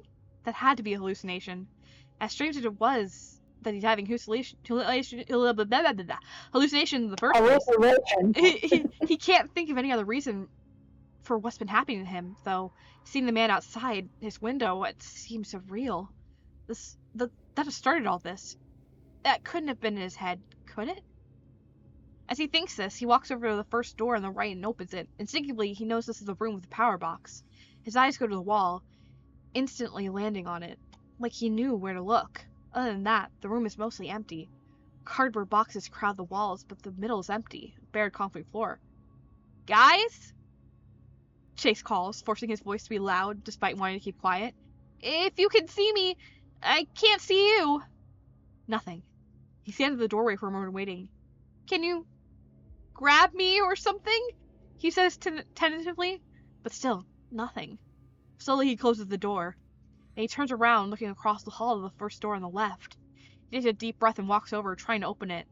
The door doesn't turn. Locked. Chase reaches into a pocket and pulls out the house keys, unlocking the door. Wait, since when did he have the house keys? Chase freezes, pulling the key out of the lock and looking at the ring in his palm. They were there. They definitely were. When he tries the door again, it opens. How did he know which key would unlock it? He just did it without thinking. I'm doing this. I can't even talk. It was muscle memory to feel out the key shapes and choose the right one. He shivers. He doesn't want to open this door anymore, but his hand moves against his will, pushing the door open, reaching inside to find the light switch. It's right where he expected it to be. And he flips it on. The room is completely void of furniture, but its walls are plastered with different papers. The one directly across from them is filled with what looks like newspaper articles, while to the left are photographs and maps, and to the right are papers ripped from books and handwritten notes. Everything is old, yellowed, and fragile looking. The only empty slots in the walls are where things have fallen down. Chase pales. He wants to step backwards, but his legs lock in place, so he reluctantly steps into the room, finding it easier to go forward. What the fuck? He whispers. He keeps going forward until he's standing in front of a newspaper article placed on the wall. They're all old. Ones with dates don't have a year beyond 1930. What are these doing here? Isn't this Jack's cabin? Why did he keep these? He lands on an article with a photograph, one of the few with them. The photo shows a man who has his face, and the man is looking at him. Panic surges in Chase's heart. He stumbles backwards, finding himself able to, and then turns and runs out of the room and up the staircase leading out of the basement, taking the steps 2 at a time. He grabs the door's handle and tries to open it. No, it's locked. Fuck! Chase shouts. Did he drop the keys? Someone grabs his shoulder. Chase stiffens. No, punching a wall. Chase stiffens. And something pulls at his shoulder, turning him around. It's the man from the photograph. The man who looks just like Chase, except with green eyes instead of blue. It's the intruder. The man tilts his head. He reaches out and presses a finger against the side of Chase's head. Remember this? The man grins. Bang! Pain erupts in Chase's head. He screams, clutching it, and falls to the ground. It continues to fall, tumbling end over end down the staircase. It should hurt, but the blinding pain in his brain outweighs the impact from the fall. He lands at the bottom of the stairs in a heap. And there he stays, curling up and writhing in pain as the agony in his head just builds, then stops. The relief is overwhelming. Chase gasps, breathing heavily, getting used to the absence of hurt once more. Slowly he sits up, then stands. Dad? He looks down the basement hallway. Sam, his daughter, stands there, staring at him with wide blue eyes. How did you get here? He asks, not knowing if the question makes sense. Dad, I need your help. Sam's voice is quiet, but he can hear her in the silence of the basement. She turns to the side, walking to one of the doors on the right wall of the hallway. She places a hand on its doorknob and stares at him. I think he'll help you too, but the door is locked. Chase stares at her. He looks down. The house keys are at his feet. When did they get there? Did it matter? They were there now. There was a key on that ring that should unlock the door. There had to be. But Chase turns and looks back at the staircase leading out of the basement. Dad? Sam's voice cracks. She sounds afraid. You're not going to leave me, are you? Not again. He looks back at her. His heart is a blade of ice in his chest. He doesn't want to leave her. She needs him. That's a good one. Wow, man, I'm good at writing. I'm the greatest. No, I was like, man, a blade of ice in his chest. That's good. I need to remember that. You know, 2 authors are reading something where it's like, ooh, that's a good line. This is so insane. You're so insane. Yeah. He doesn't want to leave her. She needs him. She's always needed him. He needs to help her. He needs to be a good dad if he can. Can he? He's been wondering lately. But right now he can prove that he is. He picks up the house keys and starts walking towards her. To go after Sam, go to chapter 184. To go after Sam, go to chapter 184. To go after Sam, go to chapter 184. To try to leave, go to chapter 185. That's brilliant. I love that. Environmental storytelling. This is too much. I can't even choose wheel. Wheel. All right. I'm not even gonna say anything. I don't want to. Damn, leave. Oh. It's Sam! Oh, Sam! I hope you enjoy this ending. I'm scared. I know what happens when we follow Sam. Yeah. Wait, what was it? 84? Yeah. 184.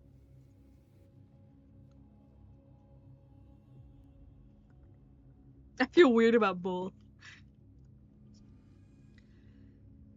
Sam pulls on the handle of the door. Dad, please? I got it, Chase mumbles. Ugh, you are an evil, evil person. Yeah. I got it, Chase mumbles, No gently moving her hand. He sorts through the house keys, instinctively knowing which one goes to this door. He uses it, unlocking the door. The room behind is dark. Chase reaches in and feels along the room until he finds a light switch. A dim light bulb turns on, lighting up the center of the room but leaving heavy shadows along the edges. It's empty. While Chase stands there confused, Sam walks around him into the room. She stands directly under the light bulb. Come on, Dad. I don't understand, Chase says as he steps inside the room. What is this? There's nothing in here. Nuh-uh. Sam points to the ground. Look. Chase looks. The floor here is wooden, planks overlaid over the concrete floor that make up the rest of the basement. You would. Wait, how does Chase know that? He's not sure. It just popped in his head. Fuck, you mean nuh-uh. The fuck you mean nuh-uh? Yeah. Hang on, don't we have that soundbite? We do have a soundbite. What do you mean nuh-uh? It just popped in his head. In any case, the wood is not the main focus. It is instead the pattern of lines on the floor. Black lines. Chase turns around for a bit, trying to figure out what it is. There's a circle, but he doesn't understand the meaning of the rest of the lines that curve and sweep across the floor. What is this? He asks. I think it'll help us, Sam says. What? Why? How? Don't you know about magic, Dad? Chase blinks. You mean like Marvin's witchcraft stuff? I know a bit about it, I think. How do you know about it? I can pick up on stuff your friends talk about, Sam said, shrugging. She crouches close to the ground. Chase walks over and does the same, wondering what she's looking at. One of her hands traces the lines on the floor, and now that they're closer, Chase realizes that the pattern isn't just drawn on the floor. It's burned into it. There's something else. Sam's hand moves, but there's something missing. Chase moves his own hand. His shadow follows him. Shadow. Where is her? Chase's breath hitches. He stands up, starting to turn and leap for the door. Dad? Sam's voice calls. Do you love me? And Chase stops in his tracks. He slowly turns back to look at Sam, now standing up, directly under the light bulb, and yet no shadow pools around her feet. That's not normal. Do you love me? Sam asks again. Chase blinks. His thoughts are slow, struggling, like he's trying to complete a difficult math problem. How does this go again? There's something he's forgetting. But he can't remember it. He's lost. That's it. He's lost, and he's trying to find his way back. Maybe someone can help. Do you love me? Sam asks one more time. Of course I do. Chase breathes. Sam takes a step forward. Then prove it. My bad, there's a bullet in my laptop screen. And look, we have no other choice. We can only prove it. This was one of my favorite things to figure out. God, I was that's so clever. It's so good. I need to have a non-choice. Involved. Anyway, we're going to chapter 260. I hope everyone enjoys this. I don't wanna. You will prove it. Oh, that's good too. You will prove it. Okay, I know what's about to happen, so okay. Chase nods slowly. Prove You're gonna love it. You're gonna laugh. You're gonna laugh. Prove it. Yes, he has to prove that he can be there for her. That he can be a good dad, a good friend, a good husband. He has to prove his worth. Prove he can be good. How? He asked quietly. Sam points to the ground. At her feet is something that wasn't there before. I want to play a game, she says. Like we used to. Like we used to? Chase walks over to her. I am not gonna laugh!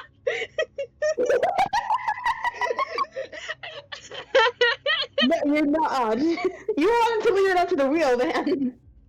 Like we used to? Chase walks over to her, bending down to pick up the object. It's a Nerf gun. Is this his? He used to own one, but he wondered if it got lost when he moved out of Stacy's house. It certainly looks familiar. Yes. As he turns it over in his hands, he recognizes it. He laughs. Like when we used to have Nerf battles? Mm-hmm.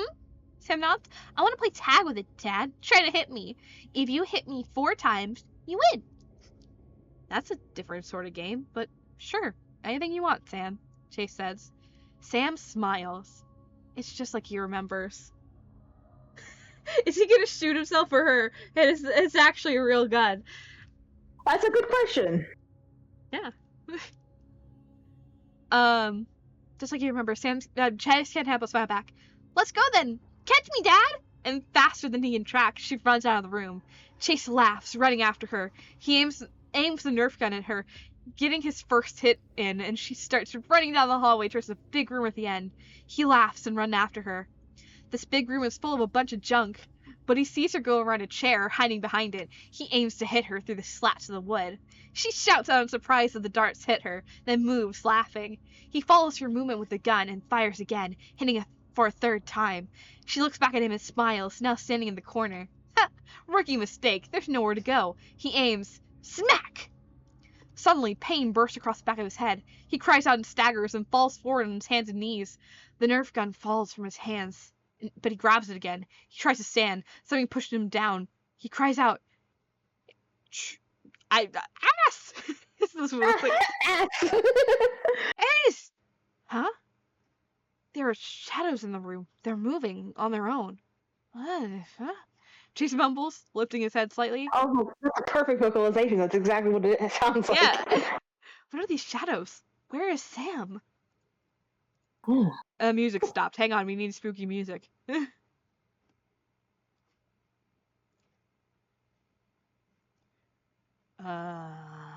This one.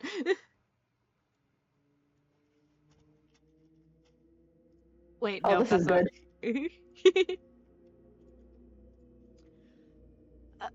What the fuck? Chase mumbles, lifting his head slightly. What are these shadows? Where's Sam?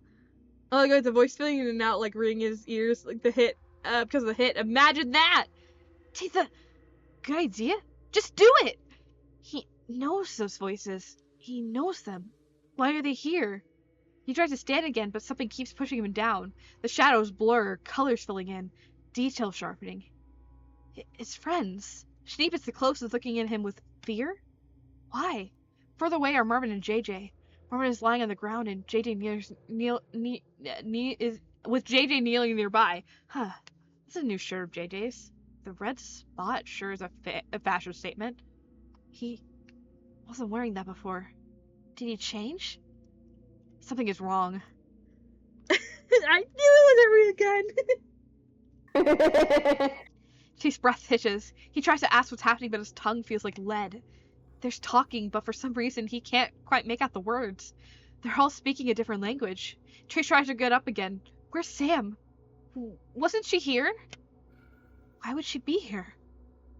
But she was. They were playing. Schneep crouches down next to him. He grabs his arm and reaches for the Nerf gun in Chase's hand, trying to take it. Chase resists. This is his! It's his toy! It's strangely heavy for a toy gun. Suddenly, clarity snaps back into place. You absolute menace. Suddenly, clarity snaps back into place. Chase gasps and lets go of the gun, heavy, metal, and real. And Schneep snatches it up, backing away again, going over to JJ and Marvin. The red spot. Yeah, the red spot on JJ's shirt is spreading further. We just got booed. I'm gonna cry. You wanted this, bestie.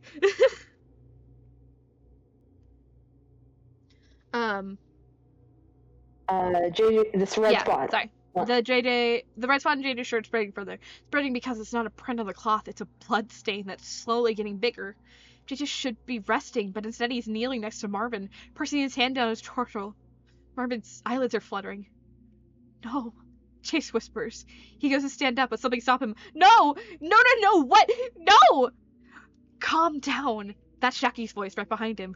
Chase twists back to look over his shoulder. Of course, Jack is the one holding him down. Just stay here, Jackie says, words trembling. Don't make me knock you out. It wasn't real, Chase gasps, looking back at the others. It wasn't supposed to be. I didn't know. I didn't know. Schneep has taken JJ's place, pressing on Marvin's injuries. His eyes dart between JJ and Chase and Jackie for a moment. There's a first aid kit in the first floor bathroom. Jamie, are you well enough to get it? I can get it, Jackie says. No, you should not walk on that, Schneep says. His eyes flick to Jackie again. Jackie's leg. Jamie, are you well enough? Or should I go get it? I can do it, JJ signs. He staggers to his feet. Take care of Marvin. What did I... Chase looks at each of them. There's blood on the concrete floor. No, I didn't know. I'm sorry, Marvin. I'm sorry. Marvin doesn't answer. Chase's vision blurs with tears. Jackie and Jace. I'm sorry. I'm so sorry. My voice is cracking, but I'm like smiling because I feel like kind of embarrassed. No, it's great, man. Thank you. I had to take a water break. He can't find any words to say besides that, repeated over and over. The room smears, his friends becoming shapes of streaky colors as he lies limp on the floor and sobs. And yet, despite the blurs caused by the tears, he can see something clearly. A single picture of normality. It's the intruder. The man with his face. Chase feels his heart stop. He raised his head and screamed, "What do you want from me?" The man smiles, and suddenly, he's right in front of Chase. He can feel the man grab his face, and yet he knows now that it's not real. They're coming, the man whispers. You can't hear the sirens from down here, but they're coming. Maybe your friends will get lucky. Maybe not. He grins, a smile with too many teeth. But you won't. Chase tries to say something.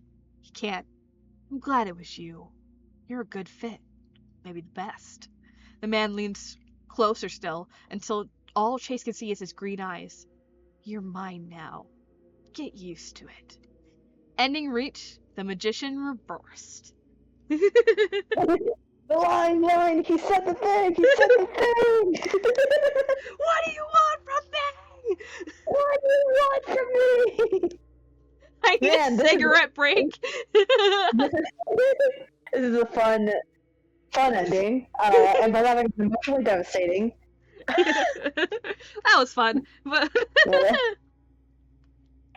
we do need a break. I need to pee so badly. Yeah, we probably should end here because it's about to be 4 hours. Oh yeah, right. Oh, we don't get to do JJ. I guess next week. I mean, I feel like we could, but like no one else is here either. You want to just like stop? You want to stop streaming and just like do it you and me? Maybe that'd be fun. Fun for you guys. Yes, exactly. It's very fun. Look, Chase, I had to like picture all this in my head. I needed to come up with it. I did like legit cry during some of the like death scenes in some of the endings. I think that I cried during one of Marvin's.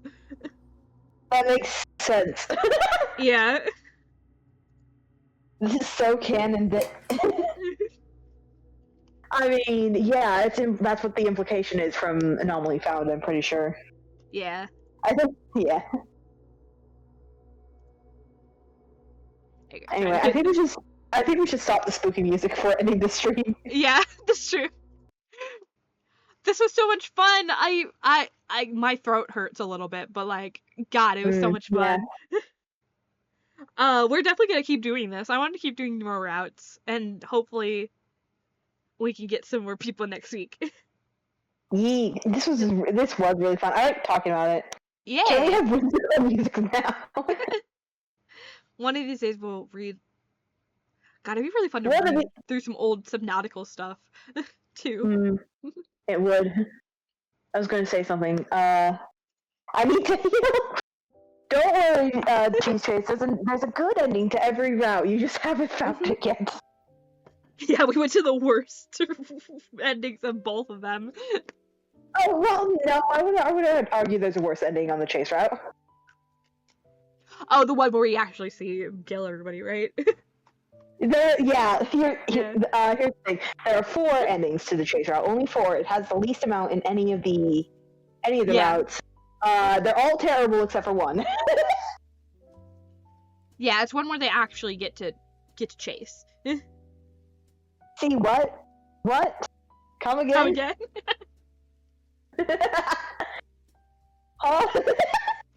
Why isn't the chat showing up on here? That's weird. Is it not showing up on the stream? Yeah.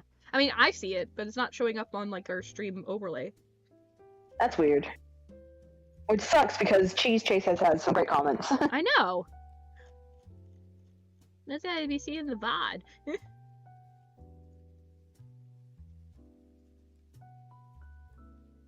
Yeah, but I didn't bother to say, oh, okay. Luckily, I try my best to read. I try my best to read everything out loud. Yeah, me too. Just so it's preserved. Yeah. Where did the chat go? Is it in channel points? In your mom. Wait, no. Love. Where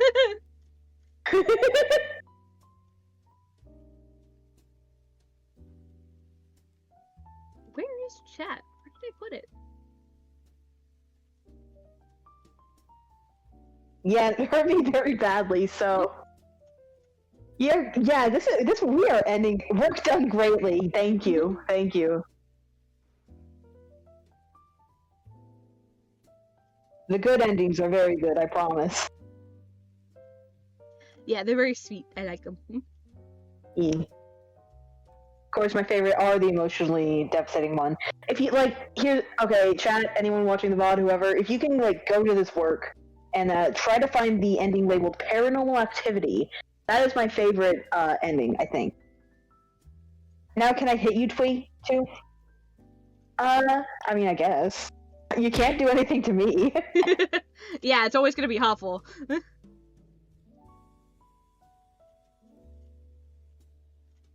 Where the fuck did I just, like, accidentally delete the chat nest out of here? Ow.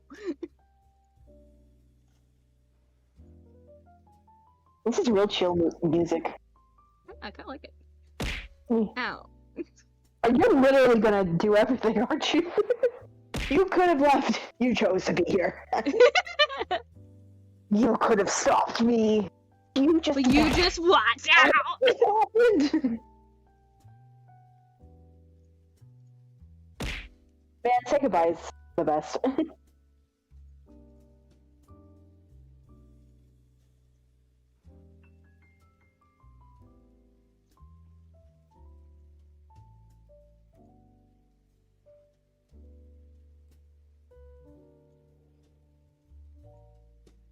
There we go. I don't know what happened. I must have misclicked something and now chat was... You are... I can't... There we go. Now we have chat back. That's so annoying though. Make sure I go lock that. I can tell I get upset.